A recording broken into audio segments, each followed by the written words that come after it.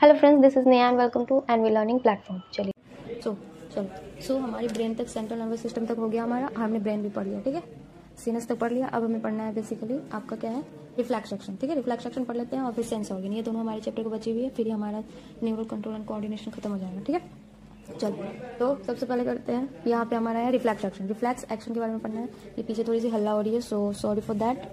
And क्या करूँ, क्या ही कर सकते हैं, दिन है ना, दिन में थोड़ी सी आवाज़ें आती हैं, सुनाई दे रही होगी आपको। मैं थोड़ा लाउड बोलने का ट्राई करूँगी। चल ठीक है, सबसे पहले देखिए रिफ्लेक्स एक्शन देखते हैं। एनसीईआरटी पढ़ेंगे, फिर उसके बाद मेरे नोट्स हैं वो वाला गया। देखो क्या reflex action and reflex are क्या होता है। ये होता है you must have experience a sudden withdrawal of the body part from part which comes in contact with object that is extremely hot, cold, pointed और एनिमल that are scary और poisonous। बोला जा रहा है कि आपने कभी न कभी एक्सपीरियंस किया होगा कि अचानक से क्या होता है कि आपका हाथ, विड्रॉवल का मतलब होता है हटाना। अचानक से आपने हाथ हटाया होगा डर के मारे, वो कोई भी हाथ हो या कोई बॉडी पार्ट हो, वो होता है विच कम्स इन कॉन्टैक्ट, जब उसके कॉन्टैक्ट में आती है किसी भी चीज़ की। मतलब जैसे कि हाथ, मैंने बहुत बार एग्जाम्पल कल भी बताया था कि वो जो एग्जाम्पल होती है ना कि आप बेसिकली आपका किसी हाथ डालते हो, कि गर्म चीज़ पे हाथ पड़ती है तो मतलब फट से आप हटा लेते हो, वो वाली केसेस हो गई। या फिर कहीं भी आपको अचानक से चलते रहते पीछे से कोई डॉगी बाग कर देता है, चिल्ला देते, डॉगी भौंकने लगता है तो उससे भी डर जाते हो। तो वही सब दिया हुआ है कि कुछ हॉट, मतलब हॉट वाले पोर्शन से, ठंडा से भी बहुत ज़्यादा ठंडा होता है उसको भी छूते हैं तो कुछ एनिमल्स चिल्लाते हैं उससे भी, स्कैरी पार्ट से, और पॉइजनस कुछ खतरनाक चीज़ों से डर जाते हैं, जैसे स्नैक बाइटिंग वगैरह। वो द इंटायर प्रोसेस दिख नहीं रहा है, एक मिनट, अब दिख रहा होगा, हाँ दिख रहा है। चलो अब देखो लिखा हुआ है कि द इंटायर प्रोसेस, जितने भी ये सारे प्रोसेस होती हैं, process of response to a peripheral nervous stimulation. बोला जाए जितना भी प्रोसेस अभी हमने ऊपर देखा कि गर्म को छू के या फिर ठंडा गर्मी या कुछ स्कैरी चीज को, जितने भी है वो सारे प्रोसेस है जो आपका विड्रॉवल प्रोसेस होती है, सडन विड्रॉवल, वो सारे आपका पेरिफेरल नर्वस सिस्टम के स्टिमुलेशन से होता है। दैट ऑकर इनवॉलेंट्री, जो इनवॉलेंट्री है, एक्सक्यूज मी, बोला गया ये इनवॉलेंट्री है। ऐसा नहीं है कि आपको मतलब वो आपको सोचना पड़ता है ज़्यादा देर कि हाँ यार मेरा हाथ यहाँ पे गर्म है, इस पे रखा तो मैं हटाऊँ कि नहीं हटाऊँ, ये सोचना नहीं पड़ता। जैसे गर्म लगती है आप झट से हटा लेते हो, पकता है झट से हटा लेते हो। तो ये बोला जा रहा है विदाउट कॉन्शियस इफोर्ट और thought and required to the involvement of the part of central nervous system is called reflex action. यही बोला जा रहा है कि इन्वॉलेंट्री का बेसिकली मतलब बताया कि वही कि आपको सोचना नहीं पड़ता बेसिकली कि हाँ, कॉन्शियस नहीं होनी पड़ती, या सोचना नहीं पड़ता यार हटाना है नहीं या नहीं हटाना है, ठीक है। उसी रिक्वायरमेंट को हम क्या बोलते हैं, इन्वॉल्व होता है इस प्रोसेस में, उसको हम बोलते हैं, इसमें सेंट्रल नर्वस सिस्टम मतलब इन्वॉल्व होता है, उसी को हम रिफ्लेक्स एक्शन बोलते हैं।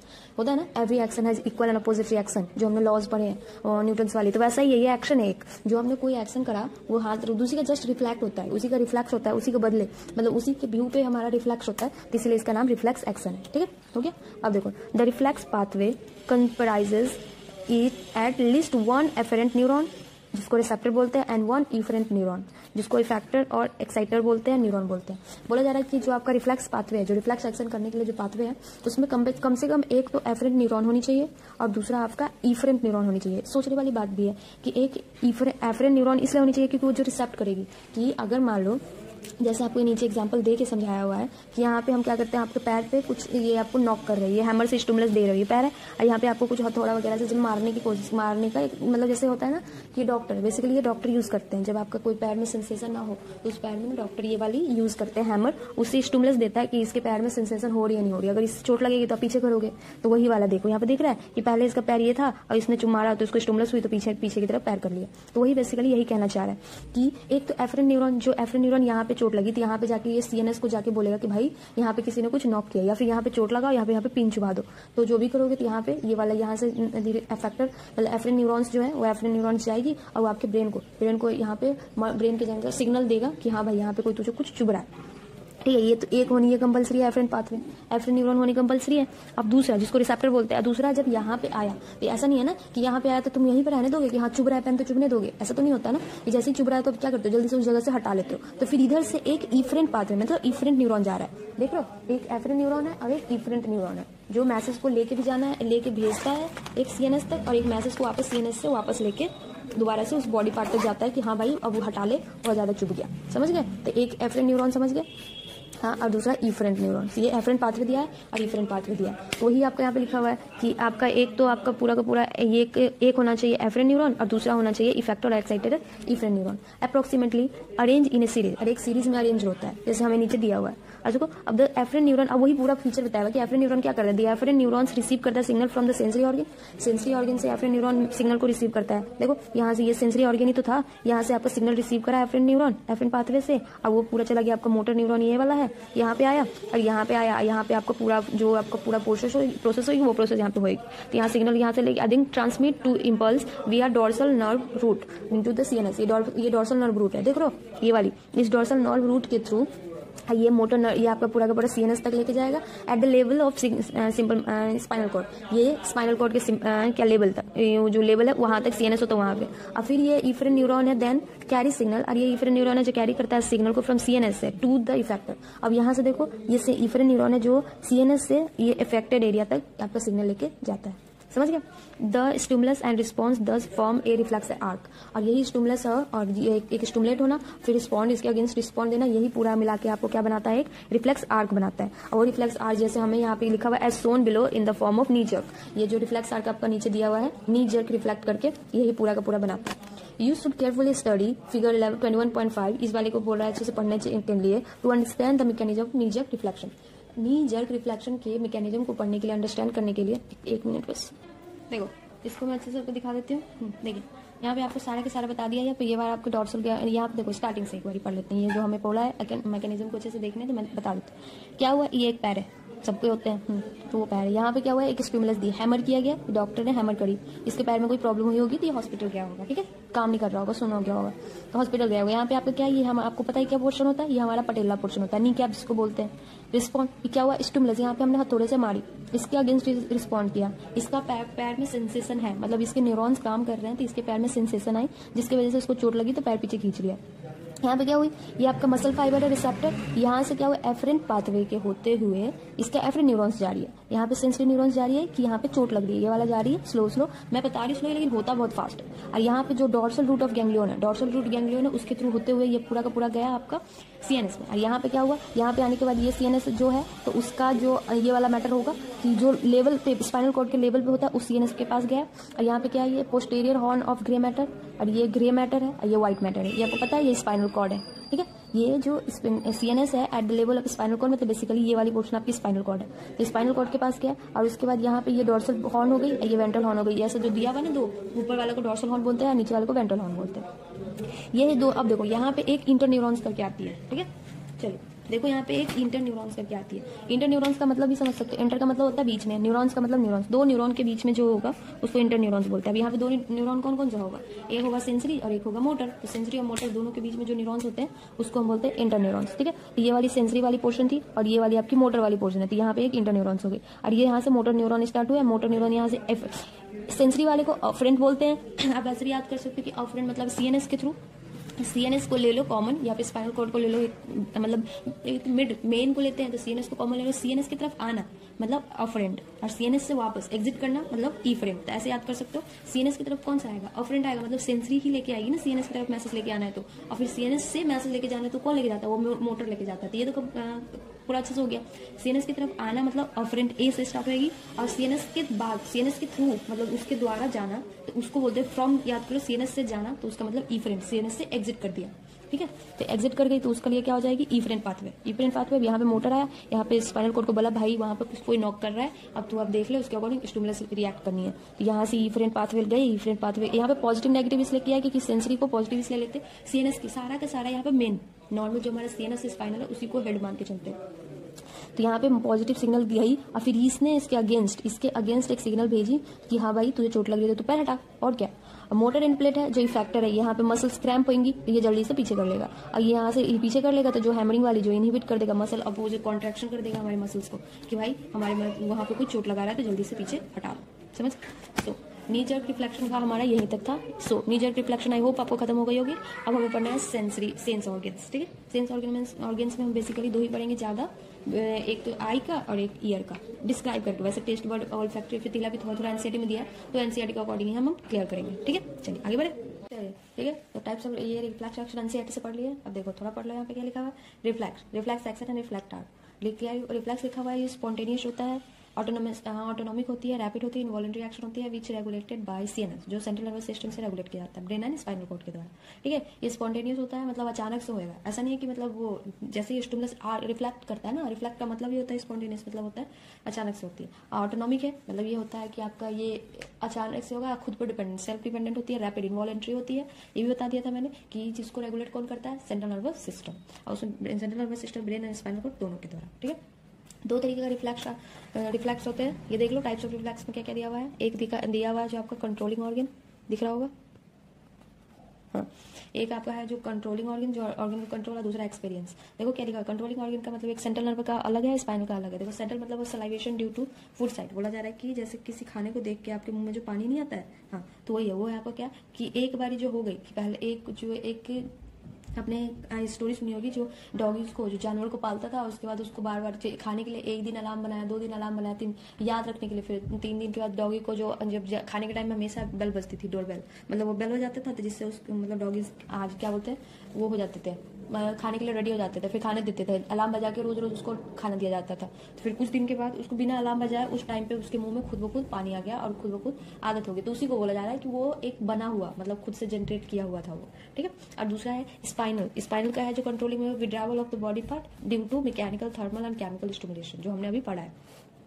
अब एक है एक्सपीरियंस करने का, और दूसरा है यही जो दो बोला था नहीं कंडीशनल वाले में, एक्सपीरियंस है। ये दोनों तो कंट्रोलिंग है। कंट्रोलिंग का मतलब ये पूरा बॉडी खुद जनरेट करती है, मतलब ये बॉडी को कंट्रोल कर, ये हुई आपको एक्सटर्नल की, मतलब एक्सपीरियंस कराने के बाद जनरेट की हुई। जैसे मैंने जो एक्सपेरिमेंट आपको बताया कि खाने के लिए उसको डॉगीज वाली, तो उसको पॉलवॉक एक्सपेरिमेंट बोलते हैं, जो पॉलवॉक एक्सपेरिमेंट बोलते हैं, जो साइंटिस्ट थे पॉलवॉक, उन्होंने एक फार्म खोला हुआ था डॉगीज के लिए, पेट, तो वो डॉगी को खाना बेल बजा के खाना देते थे, तो वो वाली स्टोरी मैंने बताया। तो उसमें क्या होता है, दो ये एक्सपीरियंस है, मतलब एक्सपीरियंस से किया हुआ, जनरेट किया हुआ जो आपके अंदर होती है ना, तो कोई भी चीज मतलब सीखते हो, जैसे बाहर, ये सब बाय बर्थ है। सलाइवेशन है जो बाय बर्थ है, सलाइवेशन आपको सीखनी नहीं पड़ती, सलाइवेशन है जो बाय बर्थ होता है, वो सब में होती है।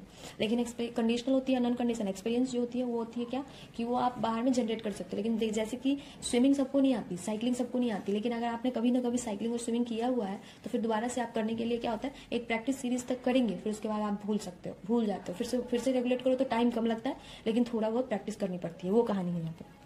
तो एक्सपीरियंस में है, एक है नॉन कंडीशनल, अनकंडीशनल, एक कंडीशनल। अनकंडीशनल में देखो इन ब्रेन सलाइवेशन होता है विथ टेस्ट बर्ड्स, जो टेस्ट बर्ड्स से और स्मेल से जब सलाइवेशन होता है वो, और कफिंग, स्नीजिंग वगैरह। ठीक है, और ये है कंडीशनल में क्या है, एक पॉलवॉक वाला एक्सपेरिमेंट और दूसरा सलाइवेशन ड्यू टू थॉट। अब एक होता है कि जैसे कि खाने के स्मेल से, जो खाने का जो आपने कोई खाना बन रहा है किसी आस पड़ोस में, आपको तो टेस्टी खाना बन रहा है, तो आपको मतलब उसको क्या होता है, स्मेल, उसका स्मेल आपके नाक तक आएगी, तो आपके मुंह में सलाइवेशन स्टार्ट हो जाता है, पानी आना स्टार्ट हो जाता है। एक होता है कि थॉट, जैसे कि किसी खाने के बारे में जैसे बातें करते रहो, अब वो खाना आपका अगर फेवरेट है तो आपके मुंह में वैसे ही पानी आ जाए, हाँ, तो वो एक थॉट प्रोसेस से जो होती है, तो वो थॉट प्रोसेस से कंडीशनल होती है। जैसे कि बहुत लोगों को क्या होता है ना कि पिज्जा बर्गर का नाम सुन के ही मुंह में पानी आ जाता है, या फिर सबसे बड़ी है ना जो पिकल्स, अचार वगैरह का नाम सोचो तो एकदम मुंह एकदम खट्टा खट्टा जैसा आ रहा, मुंह में अचानक से खुद से पानी आने लगता है, तो वही वाला प्रोसेस है। ठीक है, और दूसरा स्विमिंग एक्सेट्रा। सो हो गई यहाँ। अब देखो क्या है ये हमारा जैसे कि एक नॉर्मल से आपको दिया हुआ है कि कैसे काम करता है उसका, जैसे मैंने एनसीईआरटी में बताया, तो यहाँ पे एक प्रोसेस बता दिया है ताकि आपको अच्छे से क्लियर हो जाए। ये आपका एक स्टिमुलस था, यहाँ पे स्टिमुलेट करी कोई बॉडी पार्ट, वहां से स्किन है, स्किन पे हमने रिसेप्टर से मारा, फिर यहाँ से ये सेंसरी ऑर्गन है जो आपका, हाँ, ये सेंसरी ऑर्गन पूरा रिसेप्टर मैसेज लेके गया, फिर ब्रेन तक गई, सीएनएस, यहाँ देख लो सीएनएस तक गई, और यहाँ पे सीएनएस पे जाने के बाद वहां से ये मोटर है, जो मोटर यहाँ पे मतलब मैसेज को वापस लेके आपको इफेक्टर तक लेके जा रही है। ठीक है, मसल्स किसी भी नंबर ऑफ रिफ्लेक्स, यहाँ पे स्यूडो यूनिपोलर है, तो नंबर ऑफ रिफ्लेक्स आर्क, यहाँ पे देखो basically number of reflex arc तो 2 ही है, क्योंकि एक सेंसरी और मोटर दोनों मिला के, और एक नॉर्मल पाथवे है। अगर आप पाथवे को भी लर्न करो तो कोई ऑर्गन से रिसेप्टर से सेंसरी ऑर्गन न्यूरॉन्स लेके जा रही है, फिर सीएनएस से मोटर न्यूरॉन्स, फिर इफेक्टर, फिर यहाँ पे उसका जो रिफ्लेक्ट बैक होगा वो होगी। ठीक है, टाइप्स ऑफ आर्क 2 तरीका है, एक मोनोसाइनेप्टिक है, एक पॉलीसाइनेप्टिक है। मोनोसाइनेप्टिक मतलब सिंगल साइनेप्स जिसमें प्रेजेंट बिटवीन सेंसरी और मोटर न्यूरॉन, सेंसरी और मोटर न्यूरॉन के बीच में क्या होगा, सिंगल साइनेप्स होंगे। ठीक है, उसमें कोई इंटर न्यूरॉन्स नहीं होते। ठीक है, इसमें सिंगल साइनेप्स है, इसमें इंटर न्यूरॉन एब्सेंट होता है, याद रखना। मोनोसाइनेप्स में क्या होता है, इंटरन्यूरॉन्स एब्सेंट होता है, इंटरन्यूरॉन्स प्रेजेंट नहीं होता है। मोनोसाइनेप्स आप बीच में कोई बैरियर नहीं है, बीच में कोई इंटरन्यूरॉन्स नहीं, तो फास्टेस्ट होगी, सबसे फास्ट चलेगी। पॉलीसाइनेप्स है जिसमें 2 साइनेप्स प्रेजेंट होता है बिटवीन सेंसरी और मोटर, सेंसरी और मोटर दोनों के बीच में 2 साइनेप्स बनते हैं, इसमें इंटरन्यूरॉन्स प्रेजेंट होता है। ठीक है, ये फास्ट है, फास्ट तो है, ये न्यूरॉन्स सारे फंक्शंस फास्ट ही करते हैं, लेकिन इससे फास्ट ये होगी, इसलिए इसमें फास्टेस्ट लिखा हुआ है। एक्सपेरिमेंट में एग्जांपल देखो लिखा हुआ है, ये सेंसरी न्यूरॉन्स है, यहाँ पे ये सीएनएस हुआ, सीएनएस से फिर मोटर न्यूरॉन्स डायरेक्ट। ये जितने भी जर्क रिफ्लेक्स होता है, जो अचानक से आपको झटका नहीं लगता, कभी कभी कोई दीवार से आपकी कोनी नी वाली पोर्शन में चोट लग जाए, या फिर कभी आप एक्सरसाइज वगैरह करो, या फिर अपने गर्दन को ऐसे मतलब हिलाओ डुलाओ तो अचानक से एकदम क्रैम्प जैसा दिखता है, कि एक झटका जैसा लगता है, तो ये सब है ना रिफ्लेक्स है।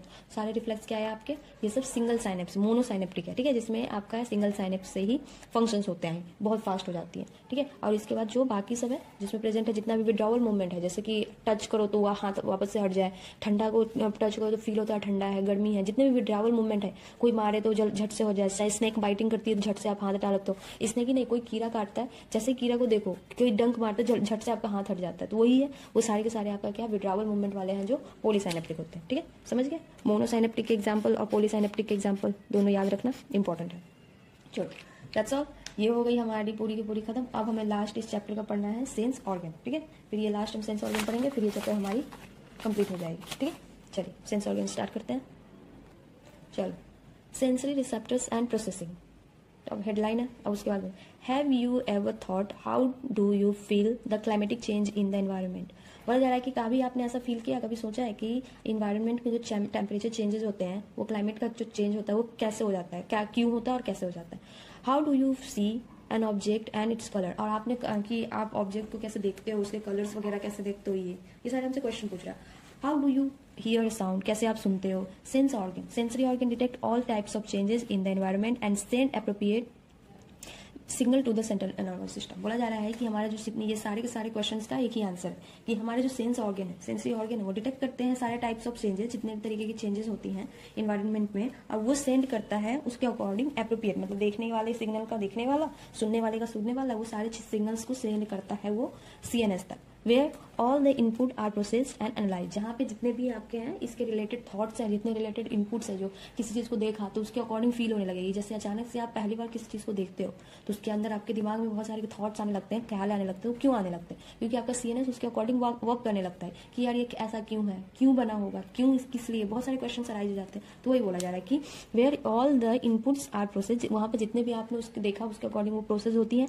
और एनालाइज करती रहती है, आपस में ही न्यूरॉन्स एनालाइज करती है, फिर उसके मतलब आपको उसके अकॉर्डिंग एक फीडबैक देती है, वापस से आपको बताती है कि हाँ ये ऐसा हुआ होगा इसलिए ऐसा दिख रहा है। ठीक है, signal are then send to different part, और उसके बाद वो सिग्नल दूसरे पार्ट पे दिया जाता है, मतलब भेजा जाता है centre of the brain, brain के डिफरेंट पार्ट पे, मतलब जिसका जो काम होगा, जिस ब्रेन का जो मतलब जिस पार्ट का, ब्रेन के जिस पार्ट का जो काम होगा उसको हमने देख लिया। लेकिन अब मान लो कि अभी जो नॉर्मल पढ़ रहे हैं, मैं तो पढ़ रही हूँ क्योंकि मतलब मुझे पहले से पता है, इसलिए अगर आप पहली बार अभी आप पढ़ रहे हो तो आपको ये क्वेश्चन मतलब जो वर्ड पढ़ रहे होगा तो उस वर्ड का मतलब नहीं पता, तो आपके ब्रेन का जो पार्ट होगा उस वर्ड से रिलेटेड कि हाँ इसको कैसे एनालाइज करना है, या फिर जैसे रीजनिंग वाले क्वेश्चन सॉल्व करते हो तो ब्रेन का नॉर्मल कौन से पार्ट में जाएगी, वो हमारे सेरेब्रम के पार्ट में जाएगी, फिर सेरेब्रम पे जाएगी, फिर उसके मतलब अकॉर्डिंग वो काम करेगा कि सेरेब्रम काम करेगा कि हाँ ये रीजनिंग वाली है तो ये मेरा काम है, तो उसके अकॉर्डिंग वो काम करेगा, यही बोला जा रहा है। तो इसीलिए वो डिफरेंट पार्ट पे, ब्रेन के डिफरेंट पार्ट पे जाता है और वहां पे ये प्रोसीड होता है, एनालाइज होता है।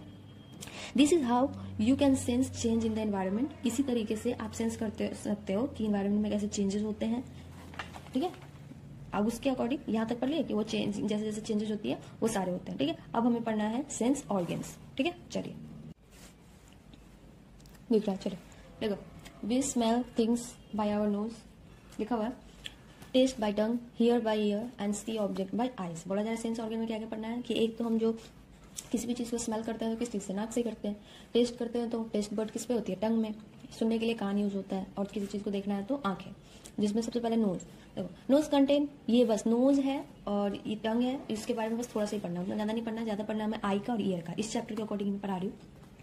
नोज कंटेन करता है mucus coated receptor which are specialised for receiving the smell of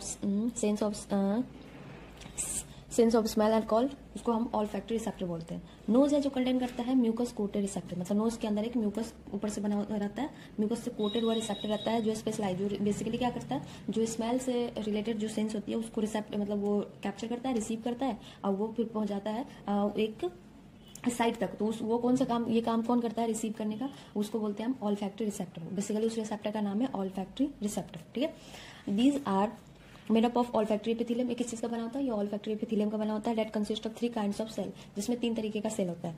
the neuron of the olfactory epithelium extend from the outside environment directly in a pair of broad bean size organ, उसको olfactory lobes बोला जाता है। ठीक है, ये basically क्या होता है, ये कुछ इस तरीके का बना होता है। एक मिनट रुक जाओ, देखो यहाँ पे दिख रहा है आपको? हाँ, ये देखो, ये है जो लाइनिंग दिख रही है आपको, यहाँ से 3 लूप मतलब बना हुआ है। और ये है जो आपको रेड कलर का दिख रहा होगा, आई होप आपको दिख रहा है। हाँ दिख रहा है, ये वाली पोर्शन। हाँ, ये वाली पोर्शन जो आपको रेड कलर की दिख रही है, दिस इज ऑल्फैक्टरी लूप। ये ऑल्फैक्टरी बल्ब है, बल्ब भी जैसा बना होता है कुछ, जिसको हम ऑल्फैक्टरी बल्ब बोलते हैं। ठीक है, तो ये बेसिकली हो गई आपकी, यहाँ से हो गई ऑल्फैक्टरी नर्व्स, ये हो गई ऑल्फैक्टरी ट्रैक, और इसके बाद ऑल्फैक्टरी बल्ब हो गई ये वाली स्ट्रक्चर। ऑल्फैक्टरी बल्ब में 3 नोड्स जैसे बने हुए, यही नोड्स आगे जाके आपका फंक्शन करेंगे। ठीक है, ये ऑल्फैक्टरी लूप्स हो गई। ठीक है, चलो यहाँ तक हो गया, यही दिया हुआ है, यही आपका एनसीईआरटी में दिया हुआ है यहाँ पे, कि यहाँ पे क्या बोला जा रहा है, the neurons of the olfactory epithelium extend from the outside environment से directly into the broad bean shape size organ, उसको हम ऑल्फैक्टरी बल्ब बोलते हैं। ठीक है, समझ गए? चलिए, अभी 4 extension of the brain limbic system. ये किस चीज का एक्सटेंशन है? ये हमारा ब्रेन लिम्बिक सिस्टम का एक्सटेंशन है। समझ गए? चलिए आगे देखो, ये हो गई हमारी ऑल्फैक्ट, ये हमारी बेसिकली हो गई, ये इसके बारे में, नोज के बारे में हो गई। तो नोज के बारे में आप इसमें पढ़ लो, इसमें देखो मैंने पूरा क्लियर करके लिख दिया हुआ है, रिसेप्टर कैसे कैसे होता है। तो इसको मैं समझा देती हूँ। देखो यहाँ तक हो गई ऑल्फैक्टरी बल्ब। ऑल्फैक्टरी बल्ब में से आएगा यहाँ पे आपका पूरा का पूरा मैसेज आया। हाँ, और फिर यहाँ पे ये हमारे बोन्स जो हमारे नाक के पास प्रेजेंट होता है, ये बाइपोलर न्यूरॉन्स हैं, जो बाइपोलर ये जाएगी, और ये वाली जो दिख रही है ये है वोमेन्स ग्लैंड जो म्यूकस रिलीज करेगी। ठीक है, लर्न कर लीजिए कि वोमेन्स ग्लैंड क्या करती है, म्यूकस रिलीज करती है। ठीक है, अब उसके बाद म्यूकस रिलीज करेगी, और फिर ये आपका जो नॉर्मल से सेल है, नॉर्मल से जिसमें ये हमारा ब्रेन के अंदर का बात हो रहा है, ऑल्फैक्टरी है जो ब्रेन सीएनएस में होगी बेसिकली, ये सारे के सारे आपका मैसेज रिलीज करके जो अब काम करेगा एपिथेलियम ऑफ द नोज का एपिथेलियम में जो न्यूरोसेंसरी होगी, रिसेप्टर्स प्रेजेंट है, देख लो रिसेप्टर ऑफ सेंसरी के लिए। और ये जो आपको दिख रहा है ये बसल सेल है जो प्रोड्यूस करे रिसेप्टर सेल। लाइफ इसका रिसेप्टर सेल का लाइफ होता है 2 मंथ। ठीक है, ये वाली जो सेल है ये सपोर्टिंग सेल है जो बेसिकली तीसरा काम करेगी। पहला तो बेसल सेल है, बेसल जो प्रोड्यूस करता है रिसेप्टर सेल को, फिर ये रिसेप्टर सेल है जो सेंसरी सेल काम जैसे फंक्शन करेगा, और फिर ये जो सेल है जो आपको सपोर्टिंग जैसे करता है। ठीक है, ये ऑल्फैक्टरी नोज वाली कंडीशन हो गई, नाक का कैसे कैसे काम होता है समझ आ गया। चलिए अब हमें बस आपके उसके बाद हमें दूसरा क्या पढ़ना है, पहला हमें पढ़ना था नोज, फिर दूसरा पढ़ना है टंग, मतलब नोज जो हम जिससे स्मेल करते हैं टंग टेस्ट के लिए, और फिर विजन के लिए, फिर हमारा सुनने के लिए। तो 4 चीज, जिसमें से पहला नाक तो हो गई, इसके बाद क्या है आंख, उसके नाक के बाद हमें पढ़ना है टंग के बाद पढ़ना आंख के बाद स्मेल। ठीक है, चलिए हियरिंग लास्ट वाला हियरिंग, स्मेल के लिए तो हुई क्या। चलो आगे बढ़े, चलिए both nose and tongue detect dissolve chemicals. बोला जा रहा है कि जो दोनों के दोनों नोज है, हमारा नाक है और टंग है, जो डिटेक्ट क्या करता है, ये डिजॉल्व केमिकल, जो केमिकल से डिजॉल्व होते हैं बॉडी में उसको डिटेक्ट करता है। ठीक है, द केमिकल सेंसेस ऑफ गस्टेशन का मतलब टेस्ट होता है, एंड ऑल्फैक्टरी का मतलब स्मेल जो हमने पहले पढ़ लिया था। ठीक है, आर फंक्शनली सिमिलर। बोला जा रहा है कि जो टेस्ट का और जो मतलब स्मेल करने का दोनों का जो टेस्ट होता है वो दोनों मतलब फंक्शनली दोनों का सिमिलर ही होता है, एक ही जैसा फंक्शंस होता है। ठीक है, और एक दूसरे से रिलेटेड भी होता है। देखिए इसीलिए क्या होता है ना कि जब आप मतलब कोई भी दवा मतलब जैसे नाक में लेते हो, इसलिए ईएनटी का इलाज एक ही जगह पे होता है, बट बेसिकली जो नाक में नोज ड्रॉप होती है और वो माउथ वाली तो ऑब्वियसली नाक से निकल के हमारे माउथ में आती है, इसीलिए दोनों का फंक्शनली सेम है। क्योंकि अगर नोज से निकल के हमारे माउथ में जाती है तो अगर प्रॉब्लम हो जाएगी, अगर दोनों का फंक्शनली सेम नहीं होएगा तो हमारे माउथ में कुछ एलर्जिक रिएक्शन कर सकती है। इससे भी आप सोच सकते हो। The tongue detect taste through taste bud. बोला जा रहा है टंग है जो हमारा डिटेक्ट करता है टेस्ट को टेस्ट बर्ड से। ठीक है, वो कंटेन करता है गस्टेटरी रिसेप्टर। वो कौन सा रिसेप्टर कंटेन करता है, वो हमारा गस्टेटरी रिसेप्टर करता है। मतलब जितने भी हम टंग पे आपके जितने भी टेस्ट बर्ड्स है तो वो सारे के सारे आपका गस्टेटरी रिसेप्टर से ही वो मतलब डिटेक्ट करती है। With each taste of food और sip of drink the brain integrate the differential input from the taste bud and complex flavour perceive. बोला जा रहा है कि आप अगर किसी भी चीज़ को एक सिप लो या फिर पूरा खाओ या फिर हल्का मतलब एक टेस्ट भी थोड़ा सा भी उसको टेस्ट कर लो तो आपके पूरे मतलब जीभ पे इतना ज़्यादा टेस्ट बर्ड्स होते हैं ना हर जगह के, वो आपको पूरा डिटेक्ट कर ही देता है कि अगर वो साल्टी है, सावरी है या फिर बीटर है, वो सब टेस्ट आपका पूरा का पूरा अच्छे से डिटेक्ट कर लेता है। ब्रेन के पास जाता है, ब्रेन उसका डायरेक्ट फटाफट उसका इनपुट उसका लेके फिर उसका कॉम्प्लेक्स का जितना भी उसका टेस्ट बर्ड्स के अकॉर्डिंग जो उसका मतलब कैरेक्टर है कि मीठा है, खट्टा है, तीखा, वो बता देता है। In the following section you will be introduce to the structure and functioning of the eye. बोला जा रहा है जो नीचे दिया हुआ है उसके अकॉर्डिंग हम सेंस ऑर्गन में पढ़ेंगे कि मतलब ये फंक्शन आँख का क्या फंक्शन होता है। लिखा हुआ सेंसरी ऑर्गन फॉर विजन, देखने के लिए सेंसरी ऑर्गन होते हैं, एंड द ईयर के लिए सेंसरी ऑर्गन फॉर हियरिंग। एक आँख सेंस ऑर्गन ऑफ आइज लिखनी याद, smell sense organ of vision देखने का, और सेंस ऑर्गन ऑफ हियरिंग मतलब सुनने का। ये दोनों हमें पूरा डिटेल में पढ़ना है। उससे पहले हमने सेंस ऑर्गन ऑफ टेस्ट का देख लिया, सेंस ऑर्गन ऑफ स्मेल का भी देख लिया, ठीक है। तो चलिए अब पढ़ना है eye. Our eyes are located in socket of the skull called orbit. बोला जा रहा है हमारा आँख है जो ऑर्बिट मतलब ऑर्बिट के मतलब स्कल के मतलब खोपड़ी के एक सॉकेट में रहता है, वो उसको हम बोलते हैं ऑर्बिट। ठीक है, आँख बनी हुई थी, आपको स्केलेटल मसल वाले चैप्टर में पढ़ाया था, उसमें देखे थे एक पूरा का पूरा मतलब सॉकेट बना हुआ था पूरा स्कल में। जब फ्रंटल व्यू देखोगे खुद का तो ये बीच में अगर आप टच करके भी देखो अपने आँख के चारों तरफ तो आपको ये ऐसा दिखेगा कि खोखला जैसा होता है ना, कि पूरा एक खोखला सा छेद, वही एक सॉकेट है, उसके अंदर आँख लगी हुई होती है। A brief amount of structure and function of the human eye is given in the following instruction। बोला जा रहा है कि एक पूरा डिटेल अमाउंट मतलब डिटेल पूरा स्ट्रक्चर कैसा है, आँख का फंक्शन कैसा है, ह्यूमन आई हम पढ़ रहे हैं, वो पूरा का पूरा आपको नीचे पूरा पढ़ना है। ठीक है, अब देखो पार्ट्स ऑफ ह्यूमन आई के पार्ट्स पढ़ने हैं हमें।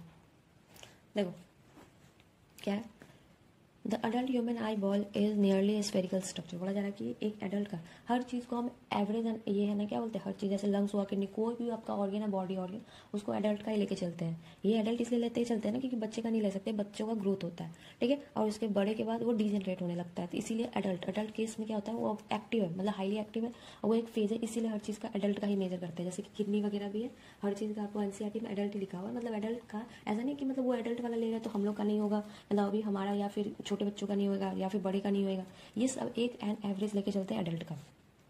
तो बोला जा रहा है कि एडल्ट का आई बॉल होता है जो वो स्फेरिकल स्ट्रक्चर का होता है। ठीक है, the wall of the human eye ball is composed of 3 layer. जो ह्यूमन का आँख का होता है वो 3 लेयर का बना होता है। देखो जैसे कि the external layer is composed of A dense connective tissue वो एंड इज कॉल्ड स्क्लेरा। बोला जा रहा है कि 3 लेयर का आँख का बना होता है। हाँ, सबसे बाहर वाले लेयर है उसको हम बोलते हैं स्क्लेरा। स्क्लेरा के बाद होता है कोरोइड के बाद हम लास्ट वाला पोर्शन होता है रेटिना। आप यहाँ पे भी 1 2 3 लिख सकते हो अगर आपको कंफ्यूजन हो रही हो तो। हाँ, यहाँ पे ये 1 है, ये 2 है, दिख रही है, हाँ चलो दिख रही है, 1 2 and 3। रेटिना आपका सबसे इनर पोर्शन होता है, ठीक है, समझ गए। चलो तो वही बोला जा रहा है कि 3 लेयर का होता है, सबसे बाहर वाला लेयर होता है उसको हम बोलते हैं स्क्लेरा, और उसके मिडिल लेयर आइज के बारे में पढ़ना है हमारा। क्या है ये, देखो our pair eyes are located in socket of the skull called orbit. बोला जा रहा है कि हमारा आँख है वो एक सॉकेट में जो होता है लोकेटेड होती है। वो सॉकेट कहाँ होती है, हमारे ये होता है स्कल में। देखते हो आप अभी भी टच करो आँख के चारों तरफ, आप एक ऐसा लगेगा ना कि कोई सॉकेट है, सॉकेट का जैसे मतलब खाली जगह है, उस जगह में आपका आँख लगा हुआ है। तो उस जो जहाँ पे हमारी आँखें लगी होती है ब्रेन में मतलब स्कल में, तो उस स्कल को क्या बोलते हैं, जो जहाँ पे लगी रहती है उसको हम आई का सॉकेट को हम ऑर्बिट बोलते हैं। ठीक है। A brief account of structure and function of our human eye is given in the following section. बोला जा रहा है कि इसका ब्रीफ डिस्क्रिप्शन मीन्स इसका पूरा का पूरा इसका स्ट्रक्चर और फंक्शन के बारे में हमें आगे पढ़ना है, पूरा का पूरा जो नीचे दिया हुआ है। जैसे पार्ट्स ऑफ एन आई, आँख के बारे में, आँख के पार्ट्स के बारे में देखो। The adult human eye ball is nearly spherical structure है। जो हमारा ह्यूमन आई होता है वो नियरली स्फेरिकल मतलब टोटली कम्प्लीटली स्फेरिकल नहीं होता है, लगभग स्फेरिकल शेप का होता है, गोला शेप का, राउंड। ठीक है। The wall of the eye ball is composed of 3 layer. आँख का जो वॉल होता है वो 3 लेयर की बनी होती है। The external layer is composed of the dense connective tissue. जो सबसे बाहर वाला लेयर होता है वो डेंस कनेक्टिव टिश्यू का बना होता है, उसका जिसका नाम होता है स्क्लेरा। जैसे देखो यहाँ पे आपको दिख रहा होगा, यहाँ पे देखिए ये सबसे बाहर वाला पोर्शन है, उसको हम स्क्लेरा बोलते हैं।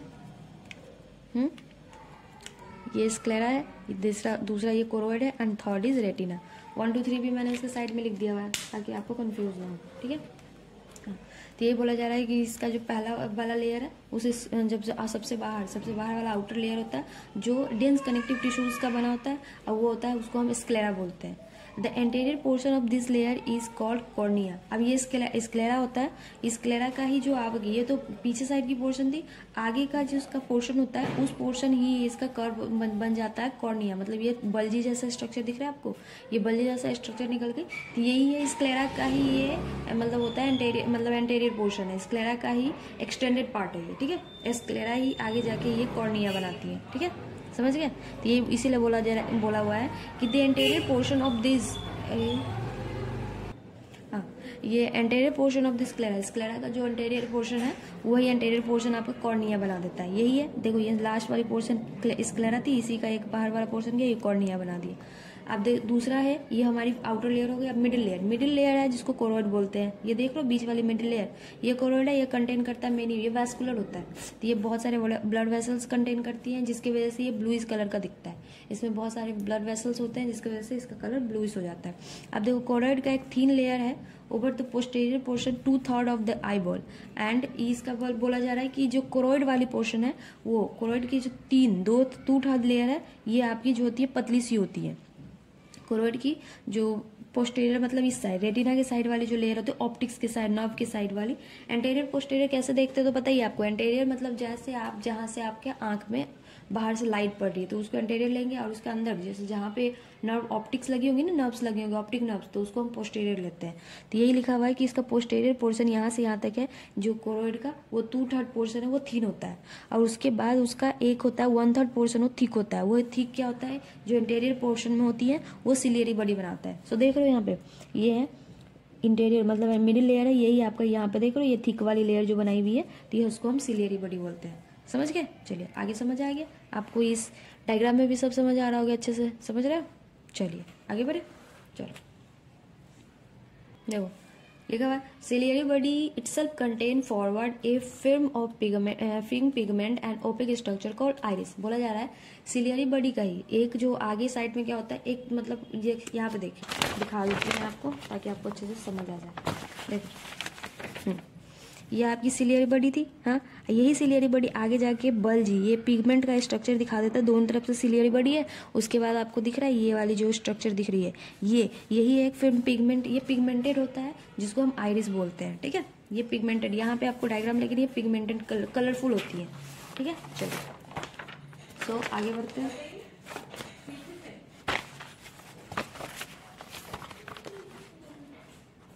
पिगमेंटेड है, ओपेक स्ट्रक्चर है, और ये पिगमेंटेड होती है और ये ओपेक होती है, मतलब इससे लाइट ट्रांसफर नहीं होता है। इसके लिए जहाँ जहाँ आपका आइरिस होगी वो ओपेक है, वहाँ से लाइट ट्रांसफर नहीं होगी, इसलिए वो बीच में स्पेस छोड़ता है। तो वो स्पेस दोनों साइड से सिलियरी बॉडी एक्सटेंडेड पोर्शन बनाता है जो ओपेक होती है, पिगमेंटेड होती है, और उसके बाद वो visible which is visible coloured portion in the eye. यही है हमारे आँख का, जैसे सबका आँख होता है ना, किसी का ब्राउन, किसी का ब्लू, किसी का ब्लैक, तो वही इस सिलियरी बॉडी आइरिस की वजह से इसे आपके आंखों का कलर क्या होता है, मतलब आपको दिखता है उसका कलर, डिफरेंट कलर्स दिखती है। The eye ball contain transparent crystalline lens. अब है उसके बाद एक आई बॉल है जो एक लेंसेज होती है आंख में, वो होती है ट्रांसपेरेंट लेंस होती है। ठीक है, और which is held place by ligament attach to the ciliary body. अब वो लेंस को लगाने के लिए, लेंस को जोड़ के रखने के लिए एक लिगामेंट होता है, वो लिगामेंट लेंस को सिलियरी बॉडी के साथ अटैच करके रखती है। समझ गए? In front of the lens, lens के फ्रंट में the Archer surrounded by the iris is called people. अब वही है आइरिस और लेंस के बीच में, आइरिस और लेंस के सामने सामने जो होता है वो एक पूरा का पूरा आर्चर बना देता है, एक स्ट्रक्चर बनाता है, वो सराउंडेड होता है आइरिस, मतलब चारों तरफ के आइरिस से सराउंडेड होगी, तो वो एक पिपल, उसी को हम पिपल बोलते हैं। देखो हमें राउंड इसलिए दिखता है बिकॉज ऐसे राउंड होता नहीं है, लेकिन हमें सब तरफ से दिखता है ना, इसलिए हमारे सब फ्रंटल व्यू से तो वो राउंड दिखता है। कि आपको दिखता होगा आंख में एकदम ध्यान से देखो तो बीच में आपको ब्लैक दिखेगा, थोड़ी सी लगेगी आपको कि थोड़ी सी छेद है, फिर बाहर में आपका जो आइज का कलर है वो दिखेगा, और फिर बाहर आपका पूरा व्हाइट वाली पोर्शन दिखती है। तो वही बोला जा रहा है कि जो आपको ब्लैक दिखता है ना बाहर वाले में, तो वो आपका आइरिस हो गया, आइरिस हो गया जो आपका जैसा कलर का होगा, क्योंकि आइरिस हमारा ओपेक होता है और पिगमेंटेड होता है, तो जिस कलर का पिगमेंट होगा उस कलर का आपको ब्लैक वाला पोर्शन दिखेगा। कि किसी का ब्लैक वाला पोर्शन ब्लू होता है, किसी का ब्राउन होता है, तो वो आपको उस पे दिखता है। और उसके बाद जो बीच में आपको दिखता है लेयर, तो वो लेयर आपका क्या है, वो लेंसेज है, और वो लेंस से बनी हुई है, जो लेंस से और बनी हुई पोर्शन है वो उसको प्यूपिल बोलते हैं, जो बीच वाली एकदम बीच वाली। आप देखो क्या है, डायमीटर ऑफ द प्यूपिल, और प्यूपिल की डायमीटर है जो रेगुलेटेड होती है my muscles of iris, iris के मसल्स है, क्योंकि आइरिस से ही वो, जैसे आइरिस आप दोनों तरफ देख लो, मैं दिखा रही हूँ एक बारी, ये देखिए ये आपकी हो गई आइरिस, ठीक है, और ये आपकी लेंसेज, और लेंस की यही वाली पोर्शन ये पूरी लेंस है, लेकिन लेंस की प्यूपिल किसको बोलते हैं सो बता देती हूँ मैं। ये वाली पोर्शन प्यूपिल है कि जहाँ तक आपको आइरिस कवर किया, ठीक है। इस वाले यहाँ तक आइरिस दोनों साइड में कवर कर दिया, जो बचे हुए पोर्शन है ना उसी को हम प्यूपिल बोलते हैं। वही हम आपको जब आप सामने से देखते हो ना किसी की आंख में तो आपको वो गोला दिखता है, ठीक है। तो आपको ऐसा ना 3 गोले दिखेंगे, मतलब 2 गोले दिखेंगे, एक छोटा सा, फिर उसका पूरा ब्लैक वाला, फिर पूरा व्हाइट पोर्शन। तो ये वाली जो गोला दिखती है अंदर छोटा सा, तो वही आपका प्यूपिल है। वो प्यूपिल कैसे बना, जब आपके लेंस को दोनों तरफ से आइरिस कवर करके बचा हुआ पोर्शन है, तो वही बोला जा रहा है कि जब प्यूपिल का जो साइज है कि उसका डायलेट होगा या कंस्ट्रिक्ट होगी, मतलब डायमीटर, बेसिकली प्यूपिल का डायमीटर है जो आइरिस पे डिपेंड करता है। कैसे डिपेंड करता है ये भी सोच सकते हो। देखिए यहाँ पे क्या है, ये तो सिलियरी मसल्स है, आपको देख लो। हाँ, ये आपकी सिलियरी मसल बॉडी है, सिलियरी बॉडी, और इसके बाद लेंस को दोनों को कनेक्ट करके रखती है, उसको लिगामेंट बोलते हैं। ये भी देख लो। अब बोला जा रहा है कि कैसे आपका आइरिस डायमीटर को मेंटेन करके रखता है या फिर डायमीटर उस पर डिपेंड करती है आइरिस प्यूपिल की। देखो यहाँ पे ये है आपका आइरिस जब क्या करते हैं, ज्यादा कॉन्ट्रैक्ट कर दोगे तो इसकी डायमीटर क्या हो जाएगी, कम हो जाएगी, और ज्यादा इसको रिलैक्स कर देंगे तो क्या होगी, डायमीटर बढ़ जाएगी। तो इसी के लिए बोला जा रहा है इस पर डिपेंड करता है।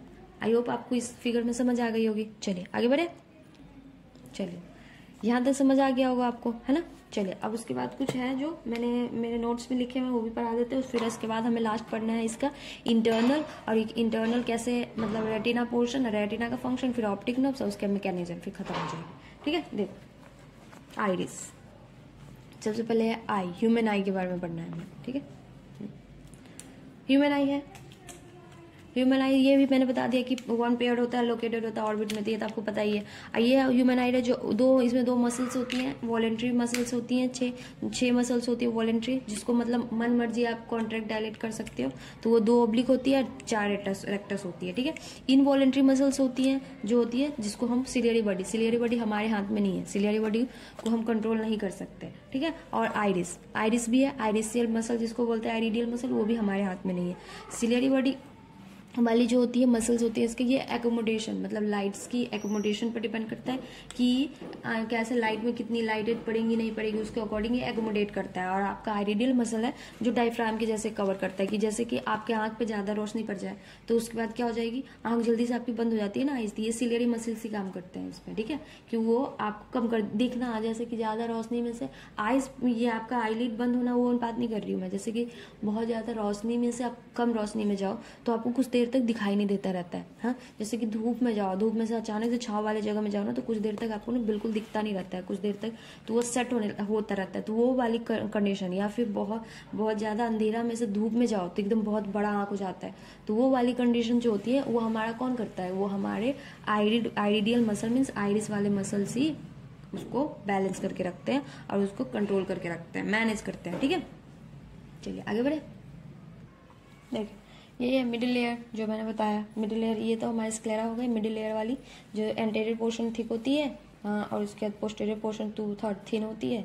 Iris plus ciliary body middle layer वाली में होती है, आइरिस और सिलियरी बॉडी दोनों बनता है, और उसके बाद पोस्टीरियर वाली कोरोइड। ये आइरिस है, the diaphragm of the camera जिसको बोलते हैं। Layer of the human I, human आई का लेयर 3 है, जो एक है स्क्लेरा, दूसरा कोरोइड और तीसरा रेटिना, जिसमें हमने स्क्लेरा पढ़ लिया, कोरोइड भी पढ़ लिया, अब रेटिना बचा हुआ।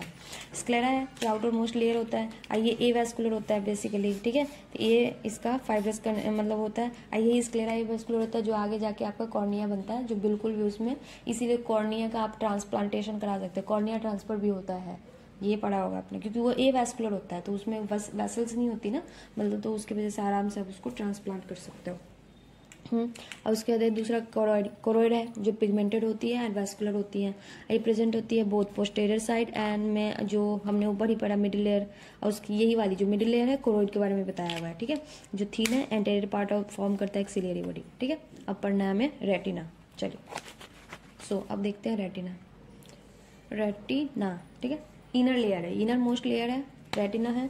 इट कंटेन 3 लेयर, रेटिना में 3 लेयर होता है ऑफ न्यूरल सेल। बेसिकली अब यहाँ पे जो आपका फंक्शंस होगा, जो आँख पे रोशनी पड़ी, मतलब लाइट पड़ी, लाइट का रिफ्लेक्शन जो होगा वो कैसे होगा, ये सारा का सारा रेटिना में ही होता है। तो 3 न्यूरल सेल होते हैं जिसको फ्रॉम इनसाइड टू आउटसाइड, याद देखो इनसाइड सबसे अंदर होता है गैंग्लिया सेल, फिर होता है बाइपोलर सेल, फिर फोटोरिसेप्टर सेल। 3 सेल होती है, याद रखिएगा। इनसाइड में होती है गैंग्लियन सेल, और उसके बाद होती है बाइपोलर, फिर फोटोरिसेप्टर सेल। और there are 2 types of photoreceptor cell. Photoreceptor cell 2 तरीके का होता है, एक होता है आपका रॉड एंड दूसरा होता है कोन। रॉड किसके लिए होता है, कोन किसके लिए होता है, ये आपको पता ही होगा। नहीं पता है तो देखो, रॉड का मतलब बेसिकली जो होता है आपको दिन रात, मतलब ये जो लाइट का दिखाता है कि दिन जैसे ज्यादा रोशनी के लिए दिन और रात। कोन्स जो होती है कलर्स के लिए होती है basically. These cell contain the light sensitive protein called photopigment. और ये फोटो रिसेप्टर्स जो होते हैं वो लाइट कंटेनिंग पिगमेंट कंटेन करता है, जो लाइट आपको डिटेक्ट करती है, तो उसको हम बोलते हैं फोटोपिगमेंट। द डे लाइट फोटोपिक जिसको दिन में अगर देखने की बात हो तो उसको फोटोपिक बोलते हैं विजन। एंड रात में the colour vision are function of cones and twinkling. जो रात वाली होती है उसको हम बोलते हैं स्कोटोपिक, ठीक है। Vision in the function of the rod बोला, देखो लिखा भी हुआ है कि जो डे लाइट का और रात का दिन और रात का जो फंक्शन है वो बेसिकली किसका है, रॉड का फंक्शन है, ठीक है। देखो लिखा भी हुआ है। एंड देन यहाँ पे लिखा भी हुआ है colour vision. Colour red blue green colour का जो आपको दिखता है वो होता है आपका कोन्स की मतलब फंक्शन है। जिसको कलर ब्लाइंडनेस हो जाती है ना तो उसका कोन्स वाला पोर्शन में डिफेक्ट हो जाता होगा। कलर ब्लाइंडनेस बीमारी होती है ना जिसमें वो कलर नहीं डिटेक्ट कर पाते हैं, तो उसका क्या होता होगा ना कि उसको कोन, उसको क्या बोलते हैं, उसकी कोन वाली जो होगी फोटो पिगमेंट्स जो होगी, जो भी फोटो रिसेप्टर्स, कोन काम नहीं करता होगा अच्छे से, समझ गया। हाँ, रॉड कंटेन करता है a purplish red protein called rhodopsin. जो रॉड होते हैं वो एक प्रोटीन कंटेन करता है जो किस कलर का होता है, पर्पल रेड कलर का होता है, पर्पलिश रेड कलर का, जिसको रोडोप्सिन बोलते हैं या विजुअल प्रोटीन पर्पल भी बोलते हैं। विच कंटेन, वो किस चीज का डेरिवेटिव होता है, ये तो आपको पता है रेटिनाल का। रेटिनाल मतलब विटामिन ए, ठीक है। In human eye there are 3 types of cones. अब ह्यूमन आई में 3 तरीके का कोन होता है, ठीक है। Which possess their own characteristic photo pigment that response to. अब वो 3 तरीके का होता है, वो सबका अलग अलग फंक्शन है। कोई रेड के लिए सेंसिटिव है, कोई ग्रीन के लिए अनकैट, कोई ब्लू लाइट के लिए। 3 लाइट के लिए कोन्स जो होती है सेंसिटिव होती है। Sensation of different colour are produce by various combination of this cones and their photopigment. ये जो हो गई 3 तरीके का होता है, ठीक है। जो मेन होता है जो रेड ग्रीन और ब्लू के लिए, लेकिन अब इसके अलावा भी तो आपको बहुत सारे कलर्स है दुनिया में, तो उसको कैसे देखते हो, तो वो देखने के लिए क्या है, इसी तीनों डिफरेंट कलर, मतलब इसी तीनों के कलर से मिक्स हो के वो अलग अलग लाइट्स बनती है, समझ गए। कि है सेंसेशन ऑफ डिफरेंट कलर्स का, जो पूरा एक दूसरे के साथ कॉम्बिनेशन बना के, और बहुत सारे कलर जैसे कि होते हैं ना पेंटर्स, तो पेंटर्स भी होते हैं ये तीनों कलर मिक्स करके एक नेक्स्ट मतलब अलग कलर बनाते हैं। तो वही तीनों कलर को मिक्स करके हमारे आईज में भी, हमारा आई भी एक कैमरा ही है। सबसे पहला कैमरा तो हमारा आईज ही है, रेटिना वही है जो आपका मतलब जैसे ये तीनों कलर के अलावा अगर दूसरा कलर दिखना है तो वो इस तीनों कलर के मिक्स करके कोई और नया कलर जनरेट करके वो बनाता होगा। देखो कितनी अच्छी बात है, नेचुरली हमारे आंखों में बन जाती है ये। हाँ, when these cones are stimulated equally, देखो क्या लिखा हुआ है, when these cones are stimulated equally, the sensation of white light is produced। अब बोला जा रहा है कि ये जो 3 कलर है रेड ग्रीन ब्लू, ये तीनों इक्वल अमाउंट में अगर पड़ता है तो हमें पूरा का पूरा व्हाइट दिखता है। देखो रेनबो वाले फीलिंग ये आ गई, हाँ, कि जो रिफ्लेक्शन ऑफ लाइट हमने जो पढ़ा था, रिफ्रैक्शन साइंस वाली फिजिक्स वाली, रिफ्लेक्शन ऑफ लाइट की जब सारे पूरा का पूरा आपको रेनबो वाला कलर एक साथ करता है तो उसके रिफ्लेक्ट में आपको व्हाइट कलर का दिखता है। तो वही है कि इक्वल अमाउंट में होना चाहिए, कि जितना आपका रेड कलर का इंटेंसिटी, जितने इंटेंसिटी रेड कलर आ रही है, जितने उसी से ग्रीन भी आएगी उसी से ब्लू भी आएगी, तो सबकी मिक्स बना के क्या हो जाएगा, वो एक अलग कलर बना देगा, सबको अलग करके डिसॉल्व कर देगा। तो उसको हम क्या बोल देते हैं, व्हाइट लाइट डिसॉल्व मतलब प्रोड्यूस कर देगी वो, समझ रहे हो। चलो देख लिए, ये वाली लाइन बहुत इंपॉर्टेंट है, ये भी लर्न कर लीजिए। 3 लाइट जब आपस में स्टिमुलेट करती है सेंसेशन के बाद कौन सा लाइट बनता है, व्हाइट लाइट बनता है, ठीक है। चलो अब है ऑप्टिक नर्व्स। से पहले एनसीईआरटी बुक देख लेते हैं, नोट्स को देखो। चलो रेटिना, रेटिना क्या है, इनर लेयर है, सेंसरी फोटो रिसेप्टर्स प्रेजेंट होते हैं इसमें, ठीक है। और एक येलो स्पॉट भी हमने एनसीईआरटी में देखा था, देखो जिस येलो स्पॉट जिसको हम मैक्यूला ल्यूटिया बोलते हैं। ये देखिए यहाँ पे देखो, यहाँ पे आपका ये येलो स्पॉट है, ठीक है। येलो स्पॉट है जिसको मैक्यूला एंड ल्यूटिया बोलते हैं। यहाँ पे रॉड एंड कोन्स दोनों प्रेजेंट होते हैं, समझ गए। चलिए अब है फोविया। फोविया है जिसको फोविया सेंट्रालिस बोलते हैं। एक सेंट्रल पिट होती है छोटी सी, और उसके बाद है थिनेस्ट लेयर है, ये वाली देखो, ये वाली जो पोर्शन है ये पूरा का पूरा आपका पोर्शन हो गया येलो स्पॉट है। येलो स्पॉट के अंदर एक छोटी सी पोर्शन होती है, यहाँ पे देखो कुछ यहाँ पे ग्रुप जैसा स्ट्रक्चर बना हुआ, गड्ढा जैसा, हाँ वो गड्ढा है, वो बस वहाँ पे बस ये है, वो फोबिया है। अब वो पूरा का पूरा ये तो येलो स्पॉट है हमारा, जहाँ पे मैक्यूलर लुटिया, रॉड एंड कोन्स दोनों प्रेजेंट होंगे हाई अमाउंट में। लेकिन ये फोबिया है तो येलो पिगमेंट हो, यहाँ पे बस और बस कोन्स प्रेजेंट होते हैं, रॉड प्रेजेंट नहीं होता। ठीक है, देखो लिखा भी हुआ है यहाँ पे, देखिए यहाँ पे बस क्या होता है, फोबिया को फोबिया सेंट्रालिस भी लिख सकते हो। सेंट्रल पिट है जो येलो स्पॉट के सेंट्रल पिट में प्रेजेंट होता है। ये थिनेस्ट पोर्शन है, पार्ट रेटिना का सबसे छोटा वाला और सबसे पतला वाला पार्ट है। और ये क्या होता है, यहाँ पे बस कोन्स प्रेजेंट होते हैं। ठीक है, मैक्सिमम अमाउंट में कोन्स प्रेजेंट होते हैं। ये यहाँ पे रॉड प्रेजेंट नहीं होता, तो ये बस विजुअलिटी और रिजोल्यूशन के लिए ज्यादा है, मतलब कलर विजन के लिए ज्यादा होता है। एक होता है ब्लाइंड स्पॉट। ठीक है, हाँ यहाँ पे देखिए, ये देखो तीन चीज आपने पढ़ा, ये देखो यहाँ पे ये वाली पोर्शन है, ये ब्लाइंड स्पॉट है। ये यहाँ पे ना रॉड होती है ना कोन होती है, यहाँ पे पूरा अंधेरा, ब्लैक होल्स नहीं है वैसा, भूत आया है, भूत का घर है ये, पूरा अंधेरा। ठीक है, ब्लाइंड स्पॉट्स, यहाँ पे कुछ भी नहीं होता, रॉड एंड कोन्स कुछ नहीं होते, समझ रहे हो, बस अंधेरा कायम रहे, वो वाला है ये। शक्तिमान का जो नहीं होता वही है। चलो अब दो मसल्स है, आइरिड मतलब हमने पढ़ा था आइरिडियल मसल्स का दो मसल है। एक आइरिड में दो मसल्स होते हैं, एक सर्कुलर मसल्स होती है, एक रेडियल मसल होती है। अब देखो सर्कुलर मसल का काम क्या होगा, जो सर्कुलर है तो वो कॉन्ट्रैक्ट करेगी, तो उसका डायग्राम क्या, उस डायमीटर प्यूपिल का कम हो जाएगा, डिक्रीज कर जाएगी।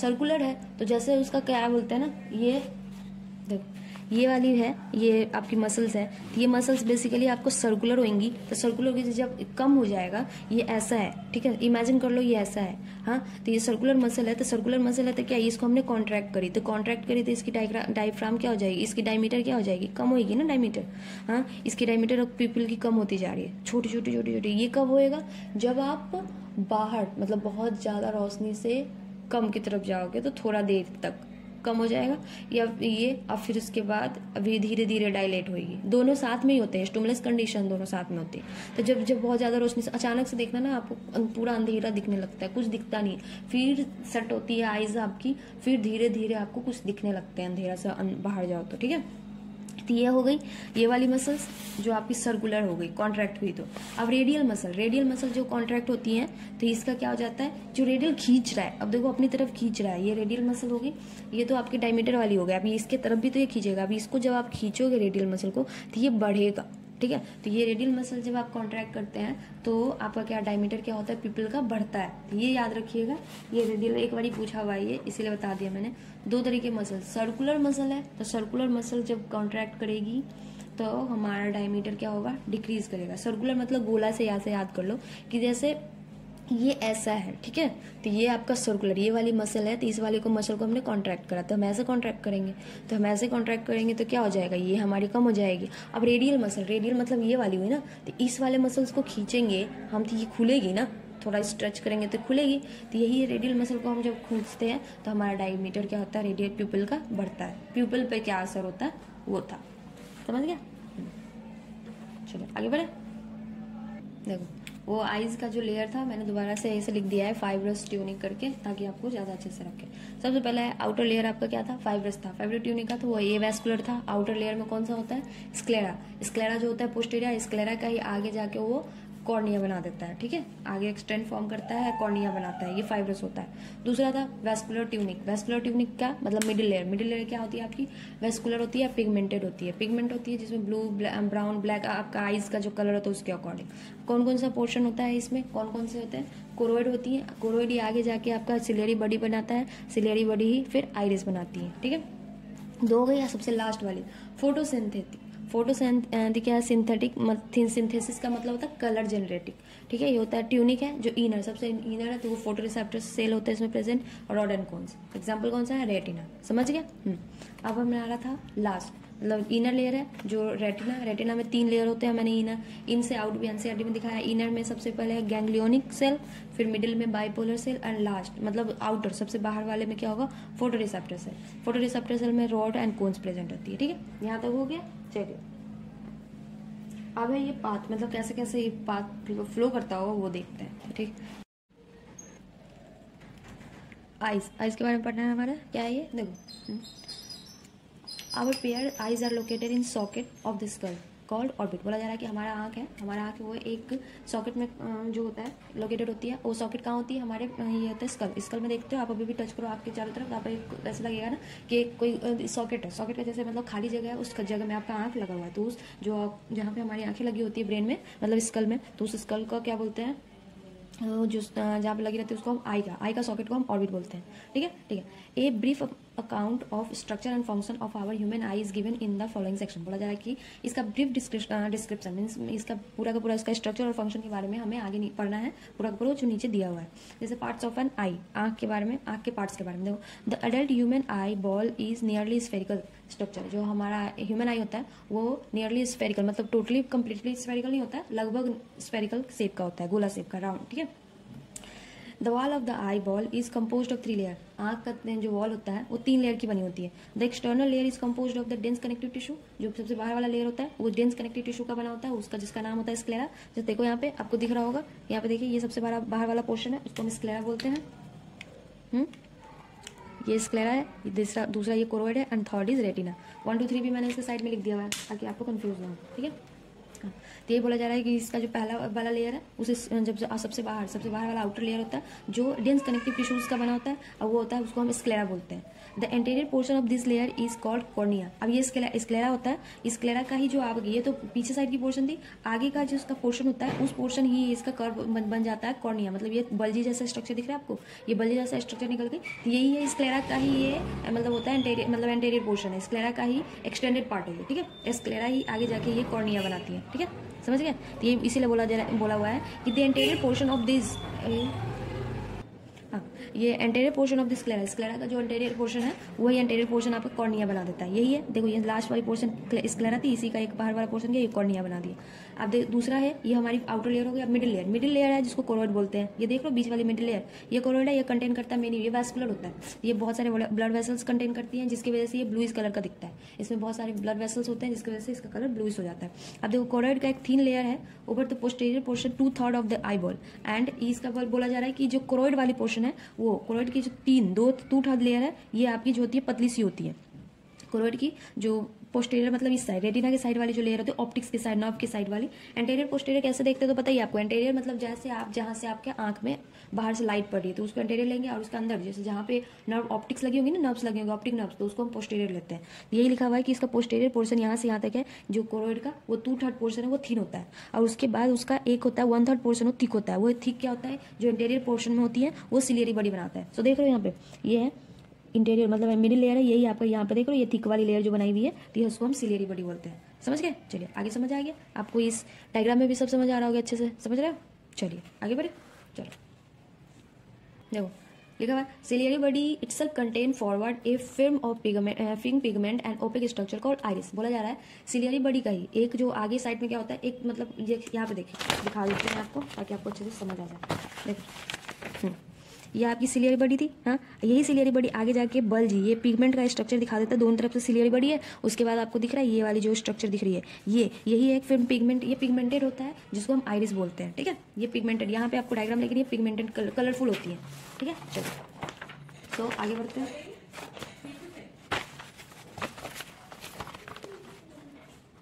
पिगमेंटेड है, ओपेक स्ट्रक्चर है, और ये पिगमेंटेड होती है और ये ओपेक होती है, मतलब इससे लाइट ट्रांसफर नहीं होता है। इसके लिए जहाँ जहाँ आपका आइरिस होगी वो ओपेक है, वहाँ से लाइट ट्रांसफर नहीं होगी, इसलिए वो बीच में स्पेस छोड़ता है। तो वो स्पेस दोनों साइड से सिलियरी बॉडी एक्सटेंडेड पोर्शन बनाता है जो ओपेक होती है, पिगमेंटेड होती है, और उसके बाद वो visible, which is visible colour portion in the eye. यही है हमारे आँख का, जैसे सबका आँख होता है ना, किसी का ब्राउन, किसी का ब्लू, किसी का ब्लैक, तो वही इस सिलियरी बॉडी आइरिस की वजह से इसे आपके आंखों का कलर क्या होता है, मतलब आपको दिखता है, उसका कलर डिफरेंट कलर्स दिखती है। The eye ball contain transparent crystalline lens. अब है उसके बाद एक आई बॉल है जो लेंसेज होती है आंख में, वो होती है ट्रांसपेरेंट लेंस होती है। ठीक है, और which is held place by ligament attach to the ciliary body. अब वो लेंस को लगाने के लिए, लेंस को जोड़ के रखने के लिए एक लिगामेंट होता है, वो लिगामेंट लेंस को सिलियरी बॉडी के साथ अटैच करके रखती है। समझ गए। In front of the lens, lens के फ्रंट में the Archer surrounded by the iris is called प्यूपिल।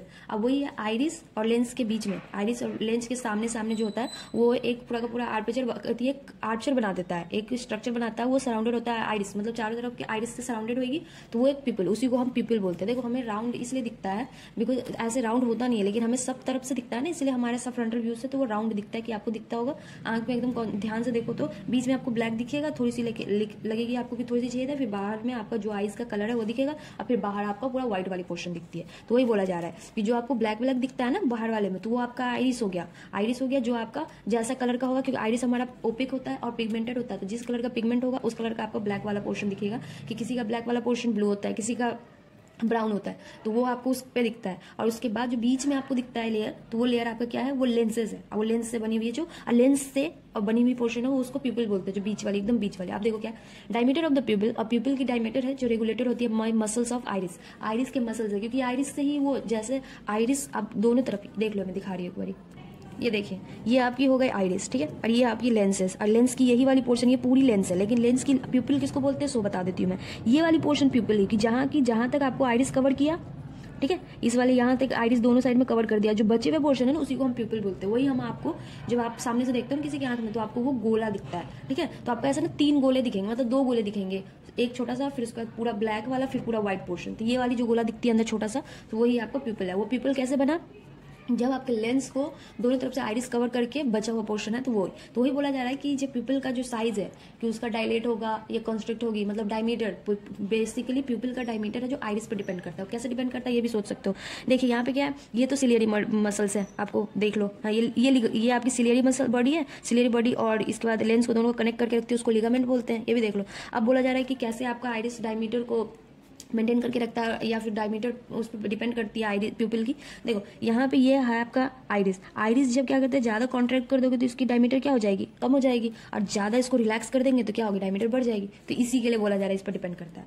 I hope आपको इस फिगर में समझ आ गई होगी। चलिए आगे बढ़े, चलिए यहाँ तक समझ आ गया होगा आपको, है ना। चलिए अब उसके बाद कुछ है जो मैंने मेरे नोट्स में लिखे हैं, वो भी पढ़ा देते हैं। फिर उसके बाद हमें लास्ट पढ़ना है इसका इंटरनल, और इंटरनल कैसे, मतलब रेटिना पोर्शन, रेटिना का फंक्शन, फिर ऑप्टिक नर्व्स, उसके मैकेनिज्म, फिर खत्म हो जाएगा। ठीक है, देखो आइरिस, सबसे पहले आई, ह्यूमन आई के बारे में पढ़ना है हमें, ठीक है। ह्यूमन आई है, ह्यूमन आई ये भी मैंने बता दिया कि 1 पेयर होता है, लोकेटेड होता है ऑर्बिट में, दिया था आपको पता ही है। ये ह्यूमन आई जो इसमें 2 मसल्स होती हैं, वॉलेंट्री मसल्स होती हैं, 6 मसल्स होती है वॉलेंट्री, जिसको मतलब मन मर्जी आप कॉन्ट्रैक्ट डायलेट कर सकते हो। तो वो 2 ऑब्लिक होती है, 4 रेक्टस होती है, ठीक है। इनवॉलेंट्री मसल्स होती हैं जो होती है, जिसको हम सिलियरी बॉडी हमारे हाथ में नहीं है, सिलियरी बॉडी को हम कंट्रोल नहीं कर सकते, ठीक है। और आइरिस भी है, आइरिसियल मसल जिसको बोलते हैं, आइरिडियल मसल, वो भी हमारे हाथ में नहीं है। सिलियरी बॉडी वाली जो होती है मसल्स होती है, इसके ये एकोमोडेशन, मतलब लाइट्स की एकोमोडेशन पर डिपेंड करता है कि कैसे लाइट में कितनी लाइटेड पड़ेंगी नहीं पड़ेगी, उसके अकॉर्डिंग ये एकोमोडेट करता है। और आपका आइरिडियल मसल है जो डायफ्राम के जैसे कवर करता है, कि जैसे कि आपके आंख पे ज्यादा रोशनी पड़ जाए तो उसके बाद क्या हो जाएगी, आंख जल्दी से आपकी बंद हो जाती है ना, इसलिए सिलियरी मसल्स ही काम करते हैं इसमें, ठीक है। कि वो आपको कम कर देखना, जैसे कि ज्यादा रोशनी में से आइस, ये आपका आईलिड बंद होना, वो बात नहीं कर रही हूँ मैं, जैसे कि बहुत ज्यादा रोशनी में से आप कम रोशनी में जाओ तो आपको कुछ देर तक दिखाई नहीं देता रहता है, हाँ। जैसे कि धूप में जाओ, धूप में से अचानक से छांव वाले जगह में जाओ ना, तो कुछ देर तक आपको बिल्कुल दिखता नहीं रहता है, कुछ देर तक तो वो सेट होता रहता है। तो वो वाली कंडीशन, या फिर बहुत ज्यादा अंधेरा में से धूप में जाओ तो एकदम बहुत बड़ा आंख हो जाता है, तो वो वाली कंडीशन जो होती है वो हमारा कौन करता है, वो हमारे आइरिडियल मसल मींस आइरिस वाले मसल्स ही उसको बैलेंस करके रखते हैं और उसको कंट्रोल करके रखते हैं, मैनेज करते हैं, ठीक है। चलिए आगे बढ़े।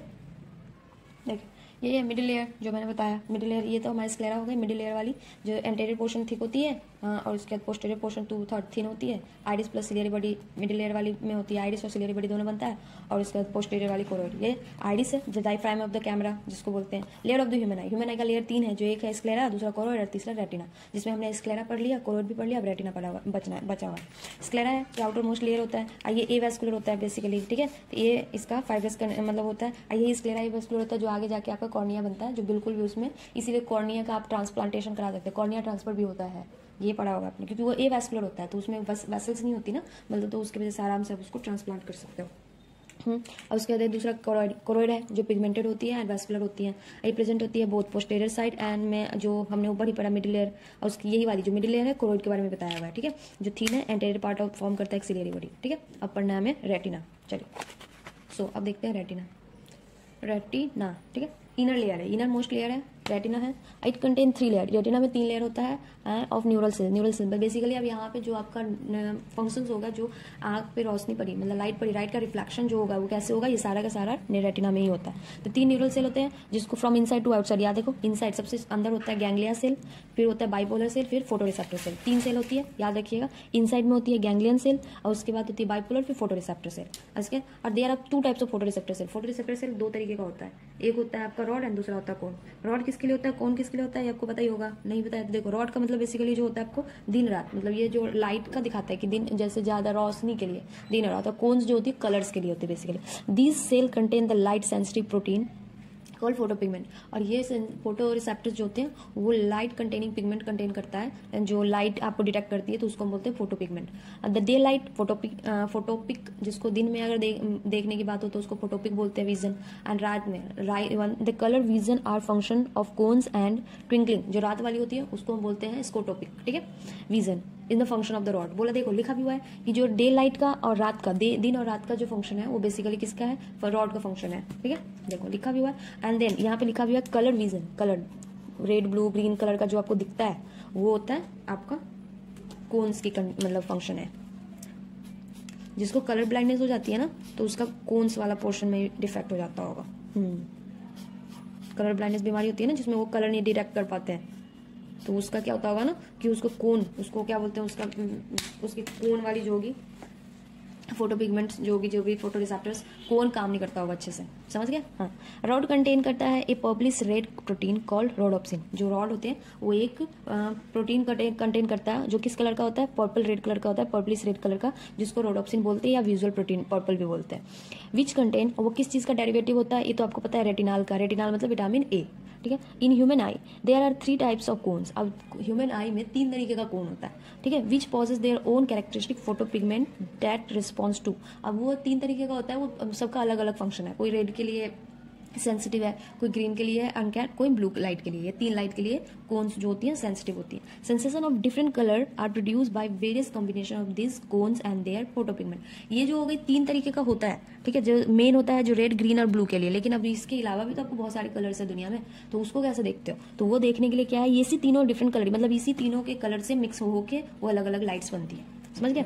ये है सेंसेशन ऑफ डिफरेंट कलर्स का, जो पूरा एक दूसरे के साथ कॉम्बिनेशन बना के, और बहुत सारे कलर जैसे कि होते हैं ना पेंटर्स, तो पेंटर्स भी होते हैं, तीनों कलर मिक्स करके एक नेक्स्ट मतलब अलग कलर बनाते हैं। तो वही तीनों कलर को मिक्स करके हमारे आईज में भी, हमारा आई भी एक कैमरा ही है, हमारा सबसे पहला कैमरा तो हमारा आईज ही है, रेटिना वही है जो आपका मतलब जैसे इस तीनों कलर के अलावा अगर दूसरा कलर दिखना है तो वो इस तीनों कलर के मिक्स करके कोई और नया कलर जनरेट करके वो बनाता होगा। देखो कितनी अच्छी बात है, नेचुरली हमारे आंखों में बन जाती है ये। हाँ, when these cones are stimulated equally देखो क्या लिखा हुआ है, when these cones are stimulated equally the sensation of white light is produced। अब बोला जा रहा है कि ये जो 3 कलर है रेड ग्रीन ब्लू, ये तीनों इक्वल अमाउंट में अगर पड़ता है तो हमें पूरा का पूरा व्हाइट दिखता है। देखो रेनबो वाले फीलिंग ये आ गई, हाँ, कि जो रिफ्लेक्शन ऑफ लाइट हमने जो पढ़ा था, रिफ्रैक्शन साइंस वाली फिजिक्स वाली, रिफ्लेक्शन ऑफ लाइट की जब सारे पूरे का पूरा आपको रेनबो वाला कलर एक साथ करता है तो उसके रिफ्लेक्ट में आपको व्हाइट कलर का दिखता है। तो वही है कि इक्वल अमाउंट में होना चाहिए, कि जितना आपका रेड कलर का इंटेंसिटी, जितने इंटेंसिटी रेड कलर आ रही है, जितने उसी से ग्रीन भी आएगी, उसी से ब्लू भी आएगी, तो सब की मिक्स बना के क्या हो जाएगा, वो एक अलग कलर बना देगा, सबको अलग करके डिसॉल्व कर देगा। तो उसको हम क्या बोल देते हैं, व्हाइट लाइट डिसॉल्व मतलब प्रोड्यूस कर देगी वो, समझ रहे हो। चलिए चलो देख लिए, ये वाली लाइन बहुत इंपॉर्टेंट है, ये भी लर्न कर लीजिए। 3 लाइट जब आपस में स्टिमुलेट करती है सेंसेशन के बाद कौन सा लाइट बनता है, व्हाइट लाइट बनता है, ठीक है। चलो अब है ऑप्टिक नर्व्स। सबसे पहले एनसीईआरटी बुक देख लेते हैं, नोट्स देख। चलो रेटिना, रेटिना क्या है, इनर लेयर है, सेंसरी फोटोरिसेप्टर्स प्रेजेंट होते हैं इसमें, ठीक है। और एक येलो स्पॉट भी हमने एनसीईआरटी में देखा था, देखो जिसको येलो स्पॉट जिसको मैक्यूला ल्यूटिया बोलते हैं। ये देखिए यहाँ पे देखो, यहाँ पे आपका ये येलो स्पॉट है, ठीक है, येलो स्पॉट है जिसको मैक्यूला एंड ल्यूटिया बोलते हैं। यहाँ पे रॉड एंड कोन्स दोनों प्रेजेंट होते हैं, समझ गए। चलिए अब है फोविया। फोविया है जिसको फोविया सेंट्रालिस बोलते हैं। एक सेंट्रल पिट होती है छोटी सी, और उसके बाद है थिनेस्ट लेयर है, ये वाली देखो, ये वाली जो पोर्शन है, ये पूरा का पूरा आपका पोर्शन हो गया येलो स्पॉट है। येलो स्पॉट के अंदर एक छोटी सी पोर्शन होती है, यहाँ पे देखो कुछ, यहाँ पे ग्रुप जैसा स्ट्रक्चर बना हुआ, गड्ढा जैसा, हाँ वो गड्ढा है, वो बस वहाँ पे बस ये है, वो फोबिया है। अब वो पूरा का पूरा ये तो येलो स्पॉट है हमारा, जहाँ पे macula lutea rod and cones दोनों प्रेजेंट होंगे हाई अमाउंट में। लेकिन ये फोबिया है तो येलो पिगमेंट हो, यहाँ पे बस और बस कोन्स प्रेजेंट होते हैं, रॉड प्रेजेंट नहीं होता, ठीक है, देखो लिखा भी हुआ है यहाँ पे, देखिए यहाँ पे बस क्या होता है, फोबिया को फोबिया सेंट्रालिस भी लिख सकते हो। सेंट्रल पिट है जो येलो स्पॉट के सेंट्रल पिट में प्रेजेंट होता है। ये थिनेस्ट पोर्शन है पार्ट रेटिना का, सबसे छोटा वाला और सबसे पतला वाला पार्ट है। और ये क्या होता है, यहाँ पे बस कोन्स प्रेजेंट होता है, ठीक है, मैक्सिमम अमाउंट में कोन्स प्रेजेंट होता है। ये यहाँ पे रॉड प्रेजेंट नहीं होता, तो ये बस विजुअलिटी और रिजोल्यूशन के लिए ज्यादा है, मतलब कलर विजन के लिए ज्यादा होता है। एक होता है ब्लाइंड स्पॉट, ठीक है, हाँ यहाँ पे देखिए, हाँ, ये देखो 3 चीज आपने पढ़ा, ये देखो यहाँ पे ये वाली पोर्शन है, ये ब्लाइंड स्पॉट है। ये यहाँ पे ना रॉड होती है ना कोन होती है, यहाँ पे पूरा अंधेरा, ब्लैक होल्स नहीं है वैसा, भूत आया भूत का गढ़ है ये, पूरा अंधेरा, ठीक है, ब्लाइंड स्पॉट्स, यहाँ पे कुछ भी नहीं होता, रॉड एंड कोन्स कुछ नहीं होते, समझ रहे हो, बस अंधेरा कायम रहे, वो वाला है ये, शक्तिमान का जो नहीं होता वही है। चलो अब दो मसल्स है, आइरिड मतलब हमने पढ़ा था आइरिडियल मसल्स का 2 मसल है। एक आइरिड में 2 मसल्स होते हैं, एक सर्कुलर मसल्स होती है, एक रेडियल मसल होती है। अब देखो सर्कुलर मसल का काम क्या होगा, जो सर्कुलर है तो वो कॉन्ट्रैक्ट करेगी, तो उसका डायग्राम क्या, उस डायमीटर प्यूपिल का कम हो जाएगा, डिक्रीज कर जाएगी। सर्कुलर है तो जैसे उसका क्या बोलते हैं ना, ये देखो ये वाली है, ये आपकी मसल्स है, ये मसल्स बेसिकली आपको सर्कुलर होंगी, तो सर्कुलर की जब कम हो जाएगा, ये ऐसा है, ठीक है, इमेजिन कर लो ये ऐसा है, हाँ, तो ये सर्कुलर मसल है, तो सर्कुलर मसल है तो क्या, इसको हमने कॉन्ट्रैक्ट करी, तो कॉन्ट्रैक्ट करी तो इसकी डायफ्राम क्या हो जाएगी, इसकी डायमीटर क्या हो जाएगी, कम होगी ना डायमीटर, हाँ, इसकी डायमीटर पीपल की कम होती जा रही है, छोटी छोटी। ये कब होएगा, जब आप बाहर मतलब बहुत ज्यादा रोशनी से कम की तरफ जाओगे, तो थोड़ा देर तक कम हो जाएगा, या ये और फिर उसके बाद अभी धीरे धीरे डायलेट होगी, दोनों साथ में ही होते हैं, स्टिमुलस कंडीशन दोनों साथ में होती है। तो जब बहुत ज्यादा रोशनी से अचानक से देखना ना, आपको पूरा अंधेरा दिखने लगता है, कुछ दिखता नहीं,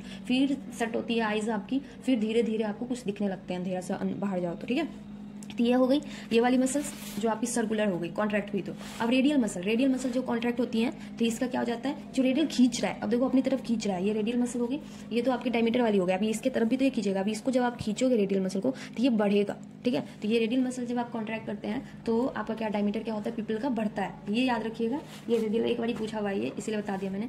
2 तरह के मसल, सर्कुलर मसल है, तो सर्कुलर मसल जब कॉन्ट्रैक्ट करेगी तो हमारा डायमीटर क्या होगा, डिक्रीज करेगा। सर्कुलर मतलब गोला से यहाँ से याद कर लो कि जैसे ये ऐसा है, ठीक है, तो ये आपका सर्कुलर, ये वाली मसल है, तो इस वाली को मसल को हमने कॉन्ट्रैक्ट करा, तो हम ऐसे कॉन्ट्रैक्ट करेंगे, तो क्या हो जाएगा, ये हमारी कम हो जाएगी। अब रेडियल मतलब ये वाली हुई ना, तो इस वाले मसल्स को खींचेंगे हम, तो ये खुलेगी ना, थोड़ा स्ट्रेच करेंगे तो खुलेगी, तो यही रेडियल मसल को हम जब खींचते हैं तो हमारा डायमीटर क्या होता है, रेडियल प्यूपल का बढ़ता है। प्यूपल पे क्या असर होता है वो था, समझ गया। चलो आगे बढ़े। देखो वो आइज का जो लेयर था मैंने दोबारा से ऐसे लिख दिया है फाइब्रस ट्यूनिक करके, ताकि आपको ज्यादा अच्छे से रखे।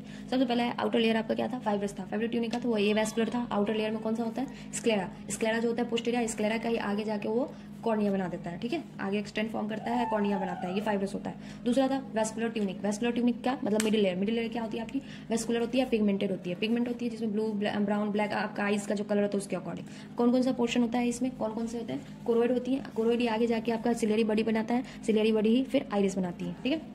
2 हो गई। सबसे लास्ट वाली सिंथेटिक सिंथेसिस का मतलब होता है कलर जनरेटिव, ठीक है। ये होता है ट्यूनिक है, जो इनर सबसे इनर है, तो वो फोटोरिसेप्टर सेल होता है इसमें प्रेजेंट, और रॉड एंड कोन्स। एग्जांपल कौन सा है, रेटिना, समझ गया। अब हमने आ रहा था लास्ट, मतलब इनर लेयर है जो रेटिना में 3 लेयर होते हैं, मैंने इन से आउट भी एनसीईआरटी में दिखाया। इनर में सबसे पहले गैंग्लियोनिक सेल, फिर मिडिल में बाइपोलर सेल, एंड लास्ट मतलब आउटर सबसे बाहर वाले में क्या होगा, फोटोरिसेप्टर सेल में रॉड एंड कोन्स प्रेजेंट होती है, ठीक है। यहाँ तक हो गया। चलिए अब है ये पाथ, मतलब कैसे ये पाथ फ्लो करता होगा वो देखते हैं। The optic nerves leave the eye and the retinal blood vessels enter it at a point medial to and slightly above the posterior portion of the eyeball। बोला जा रहा है कि यहाँ पे जो रेटिनल पोर्शन के बाद जो ऑप्टिक नर्व्स है वहाँ पे ऑप्टिक नर्व पॉइंट है, यहाँ देखो मैं दिखा रही हूँ, यहाँ पे इस पॉइंट के बारे में बोला जा रहा है, ये इस वाले पॉइंट पे जो ब्लाइंड स्पॉट के बाद जो नीचे वाली पोर्शन है, तो उसके यहाँ पे बोला जा रहा है कि ऑप्टिक नर्व यहाँ पे लीव द आइज, मतलब यहाँ से निकल के आंख से निकल के ये नर्व्स की तरफ जा रहा है, पूरा का पूरा ऑप्टिक लूप्स में जा रहा है, ऑप्टिक लूप से ब्रेन में जाएगी, जो फंक्शन होगा क्रिएट करेगा। फिर उसके बाद यहाँ पे जो रेटिनल नर्व्स है वो रेटिनल नर्व्स वापस अंदर आता है, यहाँ पे एंड इन करता है ऊपर, और थोड़ा सा स्लाइटली इससे ऊपर होता है, ऑप्टिक नर्व्स के स्लाइटली ऊपर होता है पोस्टीरियर पोर्शन में, ठीक है, यही बोल रहे हैं यहाँ पे। और उसके बाद है photoreceptor cell are not present in that region, hence is called blind spot. यही ब्लाइंड स्पॉट के बारे में बोला था, जैसे मैंने ब्लाइंड स्पॉट दिखाया, तो वहाँ पे ऑप्टिक नर्व्स वहाँ से निकलती है जो ब्रेन में जाने के लिए, और वहीं पे उससे थोड़ा सा ऊपर ये पोस्टीरियर पोल के, मतलब थोड़ा सा ऊपर आईबॉल के, ये यहाँ पे रेटिनल ब्लड वेसल्स क्या एंटर करती है। At the posterior pole of the eye lateral to the blind spot से थोड़ा हटके there is a yellow spot, जो हमने अभी देखा येलो कलर का पिगमेंट होता है, उसको मैक्यूला ल्यूटिया बोलते हैं, विच आर सेंट्रली पिट, जिसके सेंटर में एक क्या होता है, फोविया सेंट्रालिस होता है। ये भी मैंने अभी दिखाया आपको। The fovea centralis is the thinnest out portion of the retina where only cones are densely packed. वहाँ पे जहाँ पे क्या होता है फोविया सेंट्रालिस, वहाँ पे बस और बस कोन्स प्रेजेंट होती है, वो भी हाई अमाउंट पे। It is the point where the visual acuity, मतलब रिजोल्यूशन सबसे ज़्यादा होता है, क्योंकि वहाँ पे क्या है, रिजोल्यूशन कोन सबसे ज़्यादा प्रेजेंट है, तो कोन्स में क्या होता है, विजुअल रिजोल्यूशन बहुत ज़्यादा होता है, तो वो सबसे ज़्यादा अमाउंट में होता है। ठीक है, हो गया, यहाँ तक समझ आ गया। द स्पेस बिटवीन, ये सारा मैंने पहले बता दिया आपको, फोविया सेंट्रालिस भी बता दिया, और पूरा का पूरा क्या बोलते हैं, ब्लाइंड स्पॉट भी बता दिया, और ये येलो स्पॉट भी बता दिया, मैक्यूला ल्यूटिया जिसको बोलते हैं, सारा मैंने अभी दिखाया था आपको। ये हो गया। The space between the cornea and lens is called aqueous chamber. देखिए दिखा रही हूँ मैं यहाँ पर, सॉरी थोड़ा ये हिल गया। देखो ये है जो स्पेस बोला जा रहा है कि ये वाली जो आपको कॉर्निया और लेंस के बीच में ये वाली पोर्शन है, यहाँ पे एक्वस चैम्बर होती है, एक्वस ह्यूमर होता है। इस एक्वस चैम्बर है जिसमें एक्वस ह्यूमर प्रेजेंट होती है, फ्लूइड, और इसके बाद ये एक स्पेस है यहाँ से ये लेंस से रेटिना के बीच में, उसको विट्रस चैम्बर बोलते हैं। ठीक है, विट्रस फ्लूइड इसमें प्रेजेंट होती है। समझ रहे हो? चलिए, ये जितना भी फिगर में जो चीज़ दिया रहता है ना, उसी फिगर को अच्छे से एक्सप्लेन करके आपको इंग्लिश ये लैंग्वेज में समझाया हुआ है। तो वही है जो बता दिया मैंने, एक्वस चैम्बर है जहाँ पे ये एक थिन फ्लूइड होता है, थिन वाटरी फ्लूइड होते हैं, उसको हम एक्वस ह्यूमर बोलते हैं। और उसके बाद स्पेस बिटवीन द लेंस और रेटिना, उसको बोलते हैं विट्रस चैम्बर। इसमें एक ट्रांसपेरेंट जेल लाइक स्ट्रक्चर होता है जिसको हम विट्रस ह्यूमर बोलते हैं। हो गया, सो हो गई खत्म हमारी। अब हमारी है मैकेनिज्म ऑफ विजन, देखने की मैकेनिज्म कैसे कैसे होती है वो पढ़ना है, फिर हमारा क्या होगा, आई कंप्लीट हो जाएगा। ठीक है, देखो मैकेनिज्म क्या, the light rays in visual wavelength focus on the retina through the cornea and lens generate potential impulse in rod and cones. बोला जा रहा है कि लाइट रेज है जो विजुअल वेवलेंथ का, जो आपको विजुअल होगी, एक मतलब विजुअल वेवलेंथ ही देख सकते हैं, उसके बाद तो हम देख ही नहीं सकते हैं, जो हमारा विजुअल वेवलेंथ है उसके अंदर ही देख सकते हैं, उसके ऊपर तो हम उसका विजुअल हमारे पास कैपेसिटी ही नहीं है। तो वही बोला, जो विजुअल वेवलेंथ है वो हमारे आँख पे पड़ती है, फोकस्ड होती है, रेटिना पे पड़ती है। कैसे, किसके थ्रू, कॉर्निया के थ्रू, कॉर्निया से आती है लेंस में, लेंस से जनरेट करता है potential impulse in rod and cones of retina.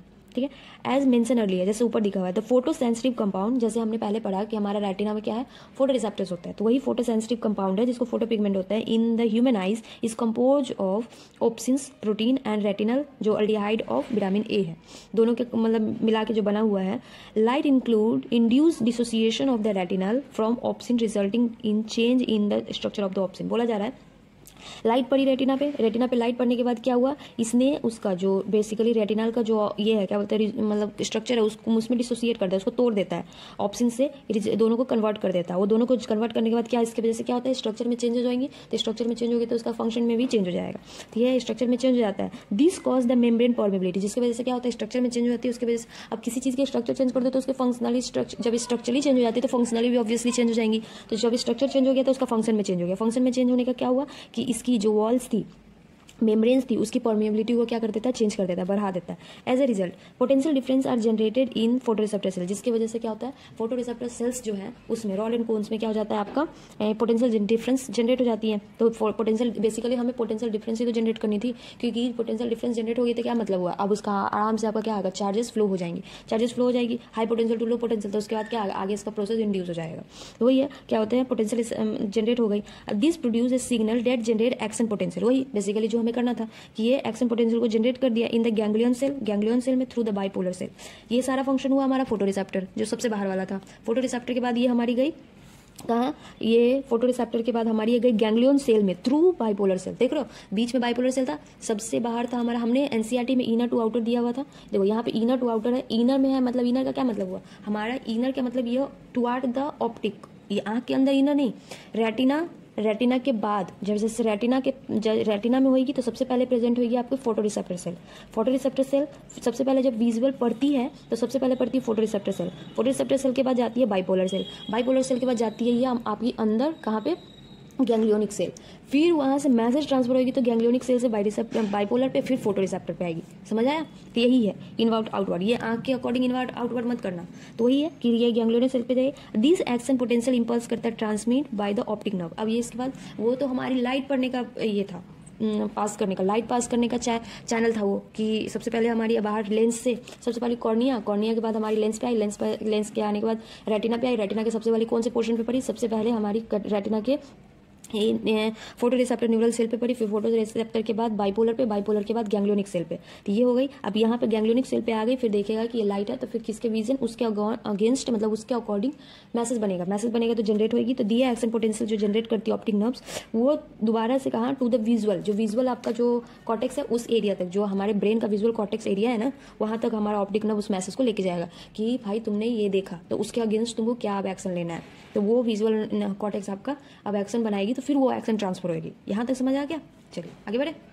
देखो ये लिखा हुआ है कि आपका हो गया कॉर्टेक्स एरिया, जो विजुअल एक्शन एरिया था कॉर्टेक्स का उस पे गया, फिर where the neural impulse are analyse, जहाँ पे न्यूरल इंपल्स जो है वो बेसिकली एनालाइज करती है कि हमने ये देखा तो क्यों देखा, इसका क्या हमें चाहिए यूज करना है, एंड द इमेज फॉर्म, अब वहाँ पे उसके अकॉर्डिंग इमेज फॉर्म होती है। इमेज फॉर्म हुई रेटिना पे, जो रिकॉग्नाइज किया गया रेटिना के द्वारा based on the earlier memory, जो पहले वाली मेमोरी, जैसे कि ऐसे है ना कि जो नया चीज हमने पहले देखा, जो पहले based on the earlier memory कहने का मतलब क्या, और एक्सपीरियंस कहने का मतलब है किसी चीज़ को देखते हैं तो वो अगर हम फर्स्ट टाइम देखते हैं तो हमारे दिमाग में समझ नहीं आता ये क्या है, क्योंकि हमने पहले से उसको नहीं देख रखा है। लेकिन अब किसी चीज़ को देखते हो, जैसे कि ये पेन है, तो इस पेन को देखा तो ये रेटिना पे, तो इसके स्ट्रक्चर उल्टा बन रहा होगा, ये मैं यहाँ देख रही हूँ मेरे रेटिना पे ये ऐसे बन रही होगी, ठीक है, तो ये रेटिना पे ऐसे बन रही होगी, लेकिन ये मैंने पहले से देख रखा है पेन, तो फिर ये मेरे ब्रेन में गई, मेरे ब्रेन के वो क्या विजुअल कॉर्टेक्स में गई, विजुअल कॉर्टेक्स में गई, तो वहाँ पे उसने क्या क्या एनालाइज किया कि यार ये क्या है, पेन है, फिर ये उस पेन को है, तो फिर मेरे दिमाग में आया हाँ भाई ये पेन है, तो फिर मुझे ये समझ आया कि हाँ ये पेन मैंने पहले देख रखा है, फिर इस पेन से क्या काम होता है वो भी मैंने सोच रखा है, समझ रखा है, तो इसके लिए मुझे इसका पूरा अच्छे से समझ आ गया। और फिर अभी मैं कुछ ऐसा देख लूँ जिसको मैंने अभी तक लाइफ में कभी नहीं देखा है, न्यू, एकदम बिल्कुल न्यू, तो मुझे समझ नहीं आएगा ये क्या है, तो उसके लिए मुझे सोचने समझने में टाइम लगेगा, फिर वो ज़्यादा कॉन्शियस करके उस पर एक्शन लेगी, फिर उसके अकॉर्डिंग ब्रेन देख लेगी, फिर उसके अकॉर्डिंग ब्रेन एक मैसेज जनरेट करेगी अपने ब्रेन में अपने अंदर स्टॉक करने के लिए, फिर उसके बाद अगली बार मैं उसको देखूं तो फिर से वो मुझे क्या होगा अच्छे से समझ आ जाएगा, हाँ मैंने ये चीज़ उस एक बार ही देखी थी, ये है, समझ रहे हो। तो अब जब भी हम नई चीज़ देखते हैं ना तो हमारे अंदर क्यूरियोसिटी बढ़ जाती है, क्योंकि हमारे ब्रेन वो क्यूरियोसिटी हमारे में जनरेट करता है कि इसके बारे में हमें और पता होना चाहिए, समझ गए। चलिए सो थोड़ा बुक कॉपी देख लेते हैं, फिर ये हमारा आई खत्म हो जाएगा। समझ आ गया आपको कैसे? देखो पाथ ऑफ लाइट में जो होता है तो उसका सबसे पहले लाइट का पाथ, लाइट कैसे पास करती है, सबसे पहले ये होगी कॉर्निया जो स्क्लेरा वाला पोर्शन है, कॉर्निया से जाएगी वो कोरोइड वाले, मतलब ये फर्स्ट आउटर लेयर आइज का, फिर ये मिडिल और फिर लास्ट वाली इनर लेयर, तो ये कॉर्निया से हमारी मतलब स्क्लेरा वाले पोर्शन पे, तो वो कोरोइड पे पड़ती है, कोरोइड से रेटिना पे पड़ती है, ठीक है। रेटिना से कैसे पास करेगी, क्योंकि हमें क्या करना है ये कि ये सबसे पहले रेटिना से पास करती है आपकी फोटो रिसेप्टर से, अब यहाँ पे भी एरो लगा सकते हो, वैसे मैंने लगाया नहीं था, ठीक है। ये रेटिना से फोटो रिसेप्टर, फिर बाइपोलर वाले न्यूरॉन पे सेल पे, फिर बाइपोलर सेल से गैंग्लियन, ये आपका लाइट का पाथ है, ठीक है। अब इसके बाद इसका इंपल्स न्यूरॉन्स का कैसे पास जो हमारा होता है तो वो कैसे पाथ फ्लो करता है वो आगे देखेंगे, उसकी ट्रांसमिशन कैसे होती है इंपल्स की, तो वो देखेंगे। ये लाइट का पाथ समझ आ गया कि बाहर से आप देखते हो किसी चीज़ को तो सबसे पहले कहाँ पड़ती है आपके आँख के सबसे बाहर वाले लेयर कॉर्निया पे, कॉर्निया के बाद अंदर जाती है कोरोइड पे जाती है, कोरोइड से जाती है फिर उसके बाद रेटिना पे कैसे जाएगी वो कि बाहर से उसको अंदर जाना है, तब बाहर सबसे पहले फोटो रिसेप्टर पे पड़ती है, फोटो रिसेप्टर से बाइपोलर सेल से गैंग्लियोनिक सेल, इतना समझ गया। चलिए आगे बढ़े। अब ये देखो पाथ ऑफ इंपल्स का पाथ कैसे होता है, तो ये कैसे होता है, सबसे पहले क्या होगी, यहाँ तक तो आ गया कि आपका लाइट पड़ गया, लाइट होने के बाद वो क्या जाएगी, फिर ये वापस से हमें मैसेज आएगा कि रेटिना पे, कि उसका रिफ्लेक्ट रेटिना पे इमेज आती है, उल्टी बनती है, फिर दिमाग में जाता है, मतलब ब्रेन के अंदर जाता है, जो ऑप्टिक नर्व्स है, ऑप्टिक नर्व्स उसको बताता है कि हाँ ये मेरा मेमोरी से है कि ये क्या चीज़ है, तो वो जनरेट होता है, तो वही बोला जा रहा है। तो देखो तो पाथ ऑफ इंपल्स डिपोलराइजेशन होता है इंपल्स का डिजनरेशन होता है बाइपोलर सेल पे, फिर गैंग्लियोनिक सेल पे, ये जो फोटो रिसेप्टर सेल पे वहाँ पर डिजनरेशन होगी, जितने भी प्रोसेस होंगे वो डिजनरेशन वाला सेल मैंने नहीं दिखाया, एनसीईआरटी में हमने पढ़ लिया था कि जैसे कि कैसे उसका क्या बोलता है रेटिनल वाला अपने आपके आपस में एल्डिहाइड वाला फॉर्म है उसको तोड़ के बनाता है, ब्रेक डाउन करता है वो वाला, फिर उसके बाद बाइपोलर सेल पे गई, बाइपोलर से गैंग्लियोनिक सेल से कहाँ गई ऑप्टिक नर्व्स, जो नर्व्स है ऑप्टिक नर्व क्या ले जाती है ब्रेन को हमारे देखने के लिए कौन से लूप से, occipital loop of the brain, ठीक है, ये समझ गए। चलिए अब ये रॉड एंड कोन्स दो हमारे जो है तो वो देख लो, रॉड इसमें ये वाला दोनों का अलग अलग करके पढ़ना था, तो देख लो रॉड का पढ़ लो, उसमें सबसे रॉड का नंबर होता है 600 से 120 मिलियंस तक होती है, ठीक है। कोन्स होती है उसका नंबर होता है 6 मिलियन। रॉड एक्टिव होता है डिम लाइट में, कोन्स ब्राइट लाइट में। रॉड के इमेज ब्लैक एंड व्हाइट दिखता है और कोन्स कलरफुल होती है। विजन इसका स्कोटोपिक है, स्कोटोपिक का मतलब रात में ये तो आपको डिम लाइट में जब होती है तो रात में ये जनरली रात में एक्टिव होता है रॉड, और ये है कोन्स है जो दिन में एक्टिव होता है। सेंसिटिविटी है हाई रॉड की, इसकी लो है। इसकी रेजोल्यूशन रॉड की लो है और इसकी कोन्स की रेजोल्यूशन क्या है हाई है, समझ गए। यही जो मैंने बोला था डिपोलराइजेशन होता है, तो वो देखो क्या होता है, पिगमेंट है रोडोप्सिन और आयोडोप्सिन, इसकी रॉड की पिगमेंट होती है रोडोप्सिन होती है जो विजुअल पर्पल कलर का होता है, और कोन्स की जो होती है आयोडोप्सिन होती है। रोडोप्सिन कैसे बना होता है, रोडोप्सिन बना होता है formation of obscene protein plus retinal क्या है aldehyde form of retinol, vitamin A क्या एल्डिहाइड फॉर्म है, ठीक है।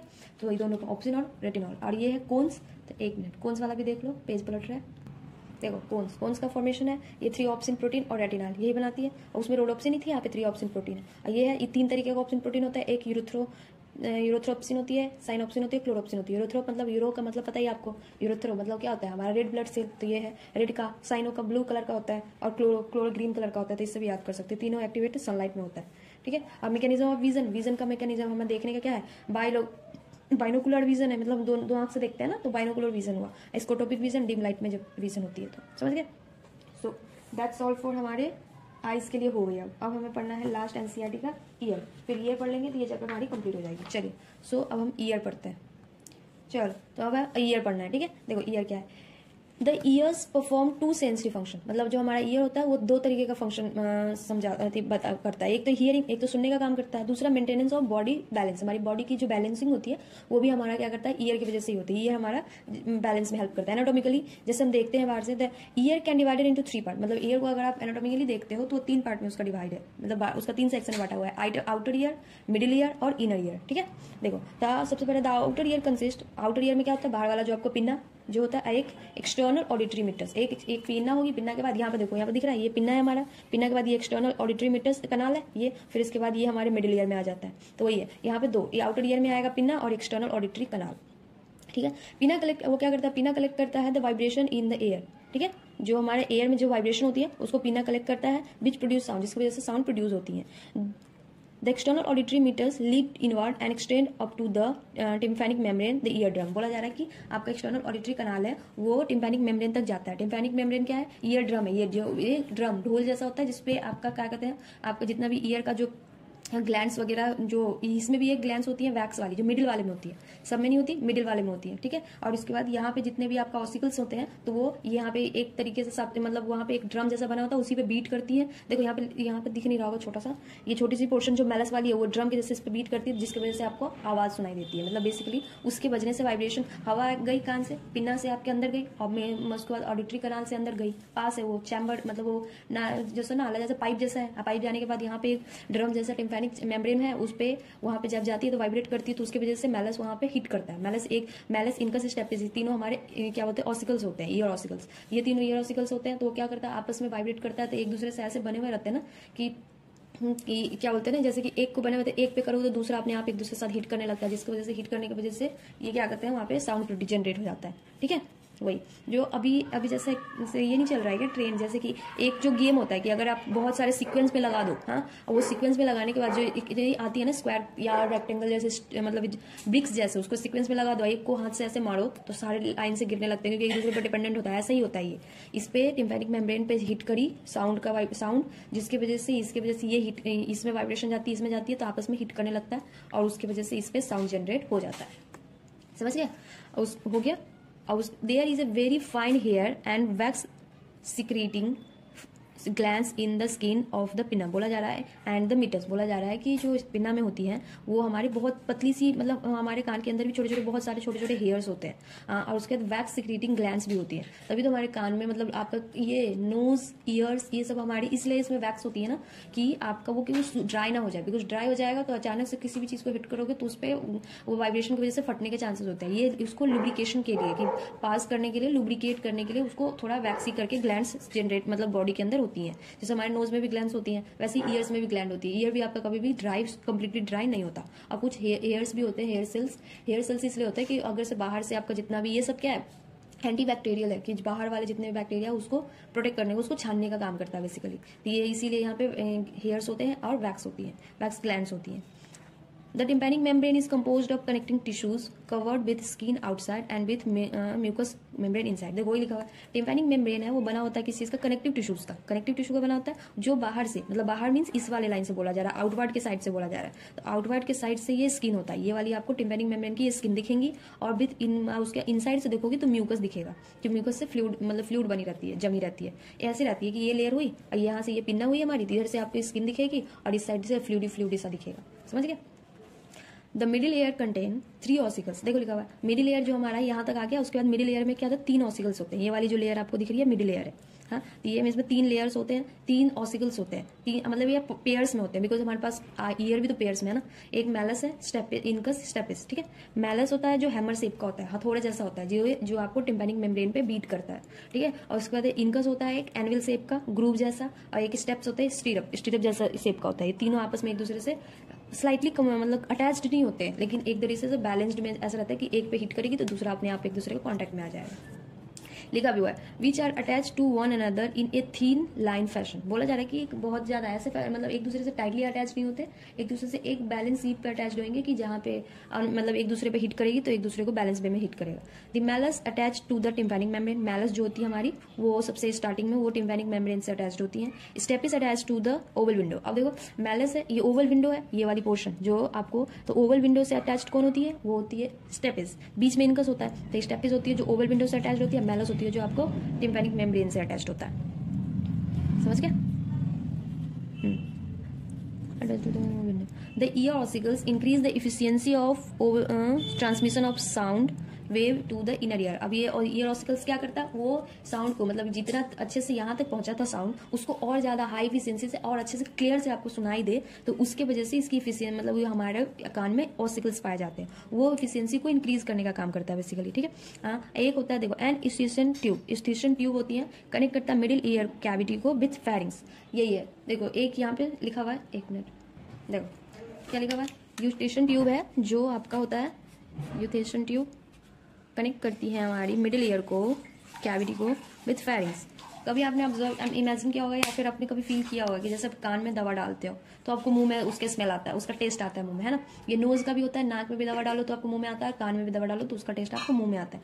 क्यों? क्योंकि क्या होती है ना कि आपके मिडिल ईयर में जो ये कान में आपने ईयर पिन्ना में डाला, फिर वो मतलब आपके एक्सटर्नल ऑडिटरी से जाएगी, फिर टिम्पैनिक मेम्ब्रेन तक जाएगी, फिर मिडिल ईयर में जाती है। तो मिडिल ईयर से ये वाली ट्यूब दिख रही है, ये डायरेक्ट यूस्टेशन ट्यूब जिसको बोलते हैं कनाल, ये फेरिंग से कनेक्टेड होता है, ठीक है। ये फेरिंग से कनेक्टेड है जिसकी वजह से आपको उसका क्या होता है, जो भी कोई ट्यूब वगैरह दवा, क्योंकि एट द लास्ट जाना तो आपने पूरे बॉडी में ही है, क्योंकि मेडिसिन भी लेते हैं तो उसका सबसे ज्यादा तो अल्कोहल, मेडिसिन मीन्स अल्कोहल का सबसे ज्यादा ऑब्जॉर्प्शन कहाँ होता है, सबसे ज्यादा ऑब्जॉर्प्शन हमारा स्टमक में होता है, डाइजेशन स्टमक में होता है, तो जाना तो उसको पेट में ही है, तो इसी के लिए सबका कनेक्टेड एट द लास्ट तो स्टमक में जाना है, तो इसीलिए यूस्टेशन ट्यूब है, फेरिंग्स में जाएगी, फेरिंग्स से बस नॉर्मल सा प्रोसेस कि इसोफेगस से आपके स्टमक में जाएगा, ठीक है। अब देखो क्या होता है, यूस्टेशन ट्यूब है वो क्यों मतलब है वो ये करता है, हेल्प करता है in equalising the pressure on either side of the ear drum. Ear drum है तो ईयर ड्रम के दोनों साइड की प्रेशर बना रहे, क्योंकि अब यहाँ इधर से तो पास करने के लिए आपका क्या बोलते हैं उसको, ये था एयर था, लेकिन इधर डायरेक्ट कनेक्ट हो जाएगी, इधर से जाने का कोई पास ही नहीं रहेगा, तो इधर आने के लिए इसका क्या होता है, हवा का प्रेशर इधर ज्यादा हो जाएगा, इधर कम हो जाएगी, तो अनबैलेंस्ड हो जाएगी। तो इसीलिए यहाँ पे एक बना हुआ है कनाल जैसा, क्योंकि ये तो माउथ से जाएगी, तो क्योंकि माउथ से ब्रीदिंग करते हैं तो ये फेरिंग्स की तरफ जाती है, तो बैलेंस आपस में एक दूसरे साइड का क्या होता है, प्रेशर दोनों इक्वल, ईयर ड्रम के दोनों साइड प्रेशर को बैलेंस करने के लिए यूस्टेशन ट्यूब का। देखो ये आपका इनर है, ये हमारा जो है, अब हमें पढ़ना है यहाँ से, देखो यहाँ से देखिए, यहाँ तक हो गया था ear drum. The fluid filled inner ear इसको लैबिरिंथ। अब बोला जा रहा है कि हमें इनर ईयर के बारे में पढ़ना है। जो इनर ईयर के अंदर जो फ्लूइड फिल होती है उसको हम बोलते हैं लैबिरिंथ। कंसिस्ट करता है 2 part, the bony and the membranous labyrinth, ठीक है। देखिए इनर ईयर पढ़ते हैं, देखिए दिख रही है, चलो ये है इनर ईयर। इनर ईयर में एक होता है बोनी लैबिरिंथ, एक होता है मेम्ब्रेनस लैबिरिंथ। बोनी लैबिरिंथ है जो cavity of internal ear, internal ear में जिसमें फ्लूइड फिल्ड होती है, उस फ्लूइड का नाम है पेरिलिम्फ। बोनी लैबिरिंथ के अंदर जो फ्लूइड है, ये फ्लूइड है, उसको बोलते हैं पेरिलिम्फ, ठीक है। और ये membranes labyrinth, membranes part of the internal ear. Internal ear का जो मेम्ब्रेनस पार्ट होगा तो उसमें जो फ्लूइड फिल्ड होती है तो ये इसको बोलते हैं एंडोलिम्फ, ठीक है। ये जो पेरिलिम्फ एंडोलिम्फ है, ये दोनों फ्लूइड है, याद रखिएगा। पहले इसी में पढ़ लो, फिर एनसीईआरटी पढ़ लेंगे। ये फ्लूइड है एंड दिस इज फ्लूइड, चलिए समझ आ गया। हाँ, अब इसी में देखो ये मेम्ब्रेनस लैबिरिंथ को क्लियर करके लिखा है। ये मेम्ब्रेनस लैबिरिंथ है जो बेसिकली है वो हियरिंग में काम करती है, हियरिंग मतलब हेल्प करती है, बैलेंसिंग में हेल्प करती है। हियरिंग में हेल्प करती है वो कोक्लिया है क्वाइल्ड रहता है, और उसके बाद ये दिस इज क्वाइल्ड,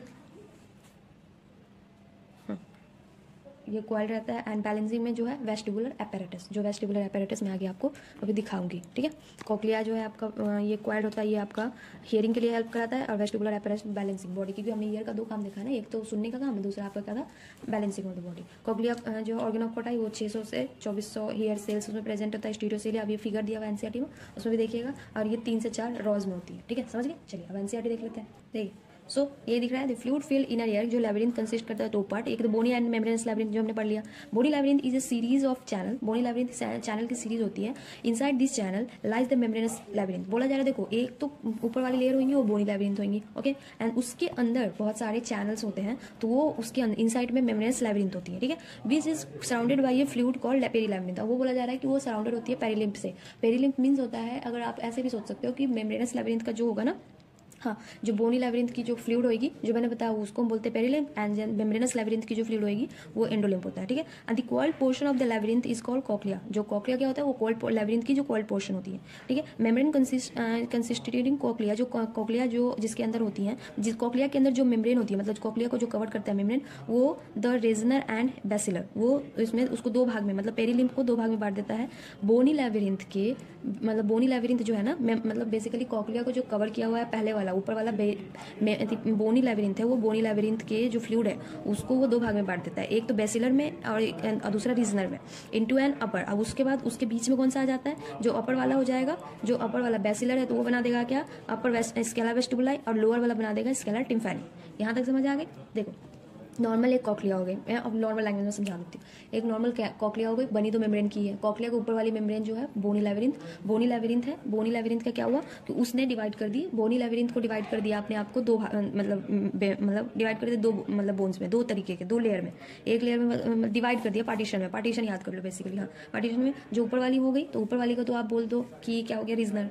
और उसके बाद एक और पार्टीशन डिवाइड करी, ये दूसरा है बेसिलर। अब उस दोनों के बीच में मतलब रीजनर और बेसिलर दोनों में फ्लूइड फील्ड होंगी तो पेरिलिम्फ वाली। अब उस दोनों के बीच में जो एक और नया, उसको ऊपर वाले को तो स्केला वेस्टिबुलाई वो नाम दे दिया और लोअर वाले को स्केला टिम्फैनी। तो मिडिल तीन मतलब एक जो छोटा सा गोला था उसको आप तीन ऐसे काट दोगे, दो डिवाइड कर दोगे तो बीच में एक स्पेस बच जाएगी ना, तो बीच वाले तो उसको स्केला मीडिया बोलते हैं, ऊपर वाले को स्केला वेस्टिबुलाई बोलते हैं, सबसे लोअर वाले को स्केला टिम्फैनी बोलते हैं, एंड देन लास्ट सेकंड में तो मिडिल में बच गई ना कोई, तो मिडिल वाले में क्या बोलते हैं, स्केला टिम्फैनी। यहाँ तक का यही था जो फिगर में आगे 21.8 में दिया हुआ है, जो एनसीईआरटी वाली दिखा रही है। ये देखिए हियर इट इज, ये दिख रहा है आपको, हाँ ये पूरा आपका क्या चीज़ का है, रिप्रेजेंट, ये कॉक्लिया का सेक्शन है, कॉक्लिया का सेक्शन है, इसी को इसने डिवाइड कर दिया। ये पूरा का पूरा आपका था बोनी लैबिरिंथ, इसको डिवाइड कर दी, तो ये रीजनल मेम्ब्रेन है, देख रहे हो ये रीजनल मेम्ब्रेन है, और ये नीचे वाली जो आपकी है ये बेसिलर।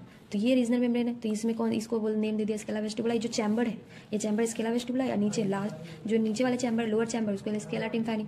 ऊपर वाला चैम्बर भी क्या चीज़ का, पेरिलिम्फी फील्ड होगा, नीचे वाले में भी पेरिलिम्फी फील्ड होगी, लेकिन बॉटम लो बीच मिडिल वाले में क्या होगा, एंडोलिम्फ फील्ड होता है, क्योंकि मिडिल वाले में एंडोलिम्फ इसलिए फील्ड होता है क्योंकि अलग से ये पूरा बना हुआ है, समझ गया। अब उसका the space within cochlea is called Scala media. अब इस दोनों के बीच में जो स्पेस बच गई वो स्केला मीडिया है, जो एंडोलिम्फ जिसमें फिल्ड होती है।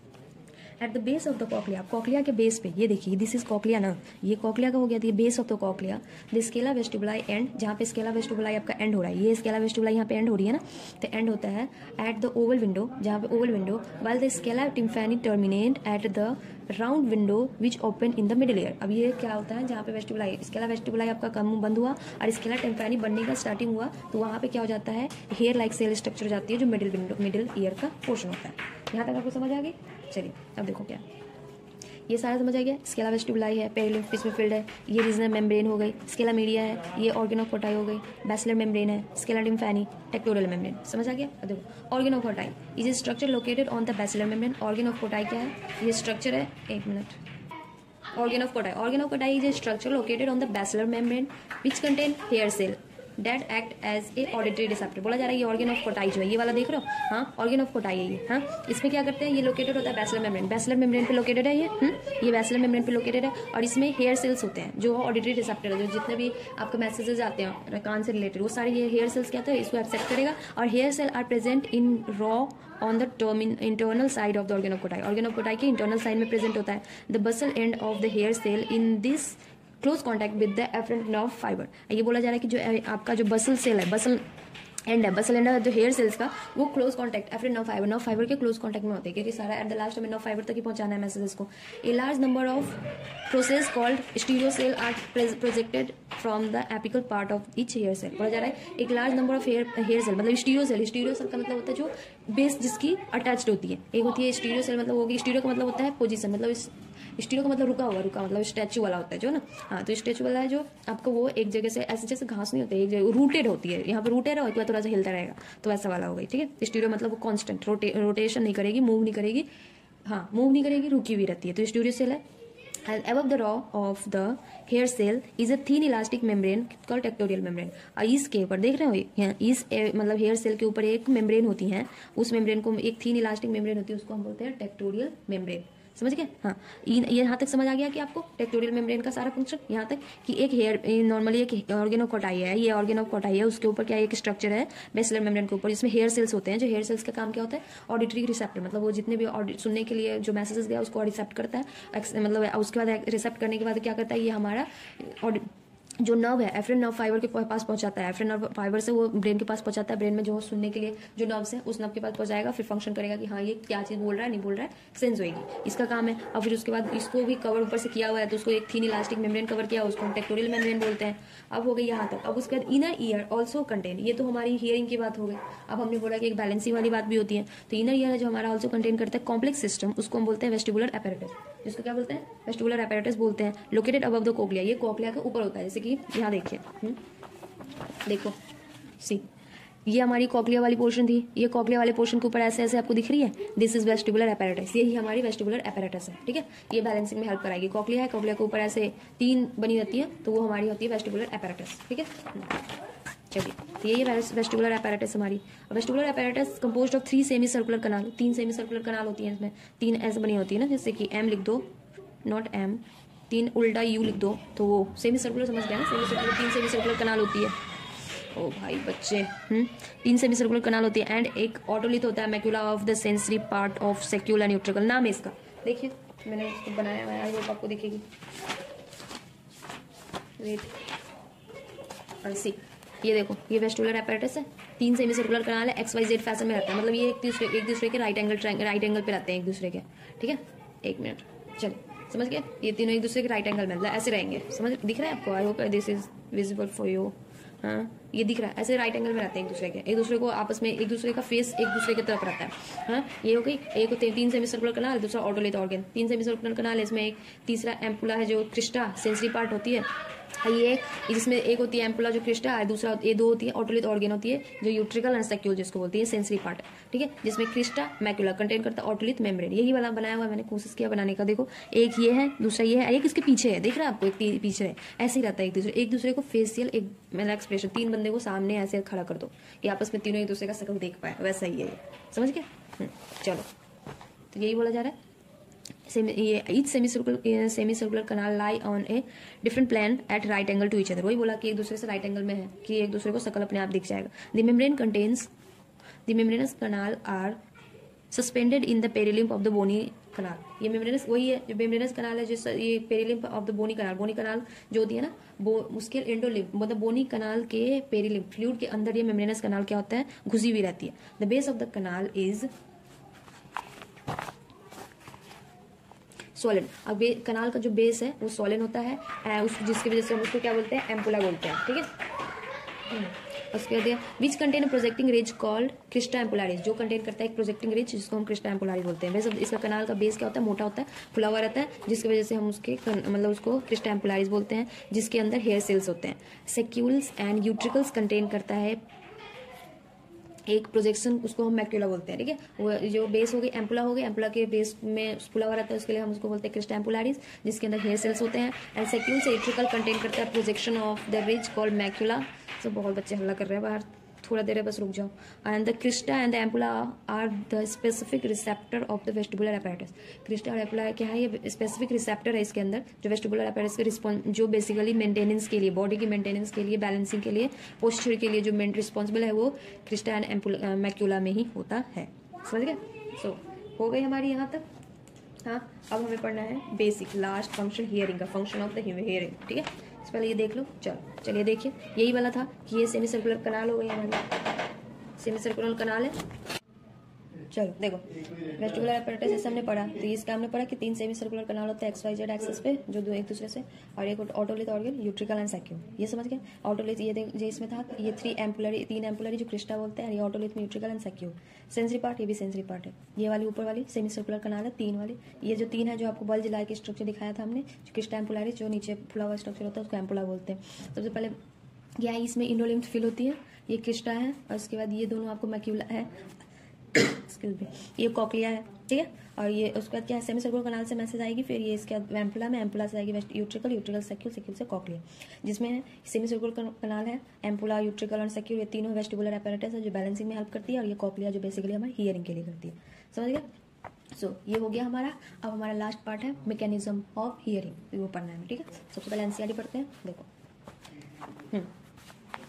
मैकेनिज्म ऑफ हियरिंग में क्या है, how does year convert sound wave into neural impulse. बोला जा रहा है, क्वेश्चन पूछा आपसे कि हाउ, एक मिनट, आई होप आपको दिख रही होगी, हाँ दिख रही है। चलो नॉर्मल सा क्वेश्चन पूछा जा रहा है कि हमारा ईयर है जो साउंड वेव, जो साउंड सुनते हैं उसको न्यूरल इम्पल्स तक कैसे कन्वर्ट करता है, which are sensed and proceed, उसका which are sensed and processed by the brain enabling us to recognise a sound.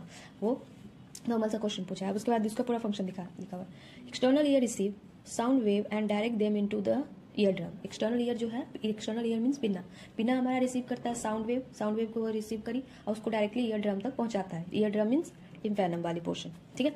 हाँ, अब वहां से क्या होती है, और उसके the year drum vibrate in response to the sound wave and these vibration are transmitted through the ear ossicles malleus incus stapes to the oval window.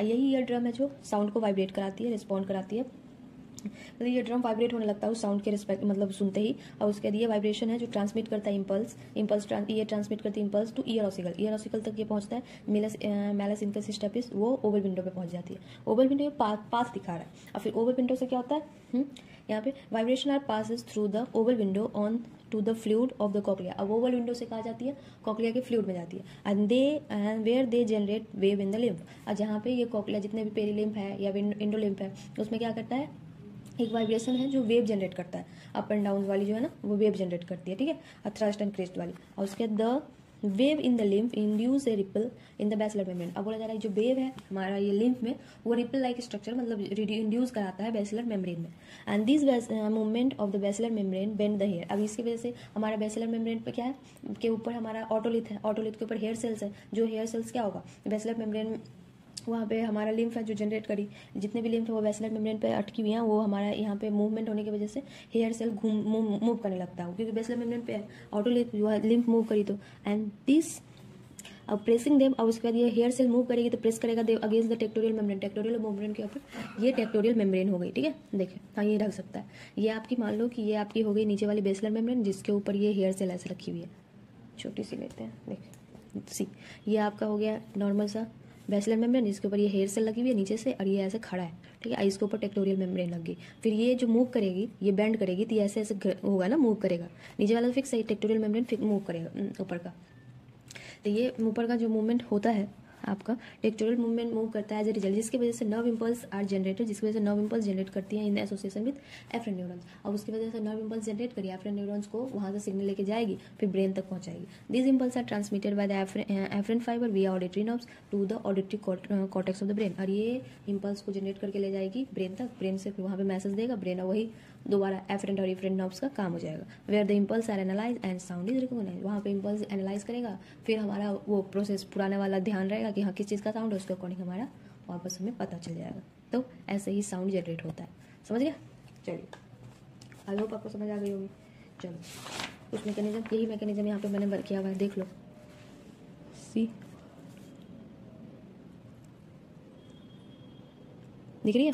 चलिए यही है कि फंक्शन, वो दोनों उसका फंक्शन था, ये क्रिस्टा एम्पुलारिस से ये जो हमने पढ़ा था, हाँ इसका एम्पुला का जो फंक्शन है, और ये ऑटोलिथ का फंक्शन देख लो, एम्पुला क्रिस्टा एम्पुलारिस के बैलेंसिंग डायनेमिक रोटेशन का, और ऑटोलिथ जो होता है, हाँ देखो इसमें जो आपका क्रिस्टा एम्पुलारिस है सेमी सर्कुलर, उसका जो फंक्शन है वो डायनेमिक रोटेशन का है, ये याद कर लीजिए।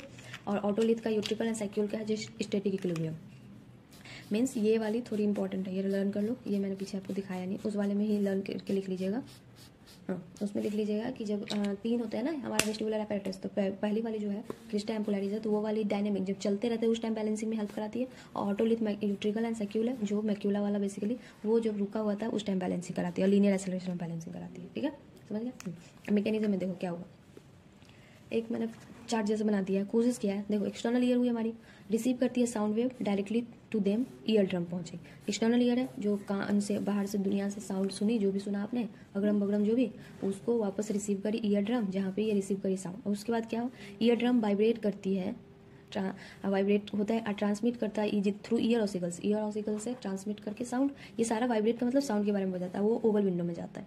फिर ओवल विंडो क्या करता है, vibration are pass, oval window से वाइब्रेशन पास होती है थ्रू द ओवल विंडो से on the fluid of the cochlea, cochlea के फ्लूइड तक, they generate wave in the lymph, वो लिम्फ में वेव जनरेट करता है।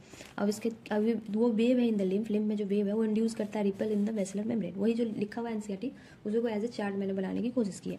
अब ये बेसिलर मेम्ब्रेन क्या करेगी हमारी, वहाँ पे रिपल बना तो क्या करेगा, हेयर सेल को बेंड करेगी और उसके बाद प्रेस करेगा against the tectorial membrane, tectorial against membrane के अगेंस्ट उसको प्रेस करेगा, जिसकी वजह से क्या होगी, वो प्रेसिंग की वजह से हमारे क्या हो गया, इम्पल्स जनरेट होएगा बाय द, जो इम्पल्स जनरेट होगा वो ट्रांसमिट होगा एफरेंट फाइबर के थ्रू, कहाँ, सीएनएस में, सीएनएस में कौन सा पोर्शन, ऑडिटरी नर्व के थ्रू, ऑडिटरी नर्व के पास, और ऑडिटरी नर्व कहाँ लेके जाएगा, ऑडिटरी कॉर्टेक्स में, ब्रेन के ऑडिटरी कॉर्टेक्स में, जहाँ पे क्या होगा, इम्पल्स एनालाइज होगी, रिकॉग्नाइज होगा साउंड, कौन सा साउंड हमें सुनाई दिया वो होगा। सो हो गया, दैट्स इट।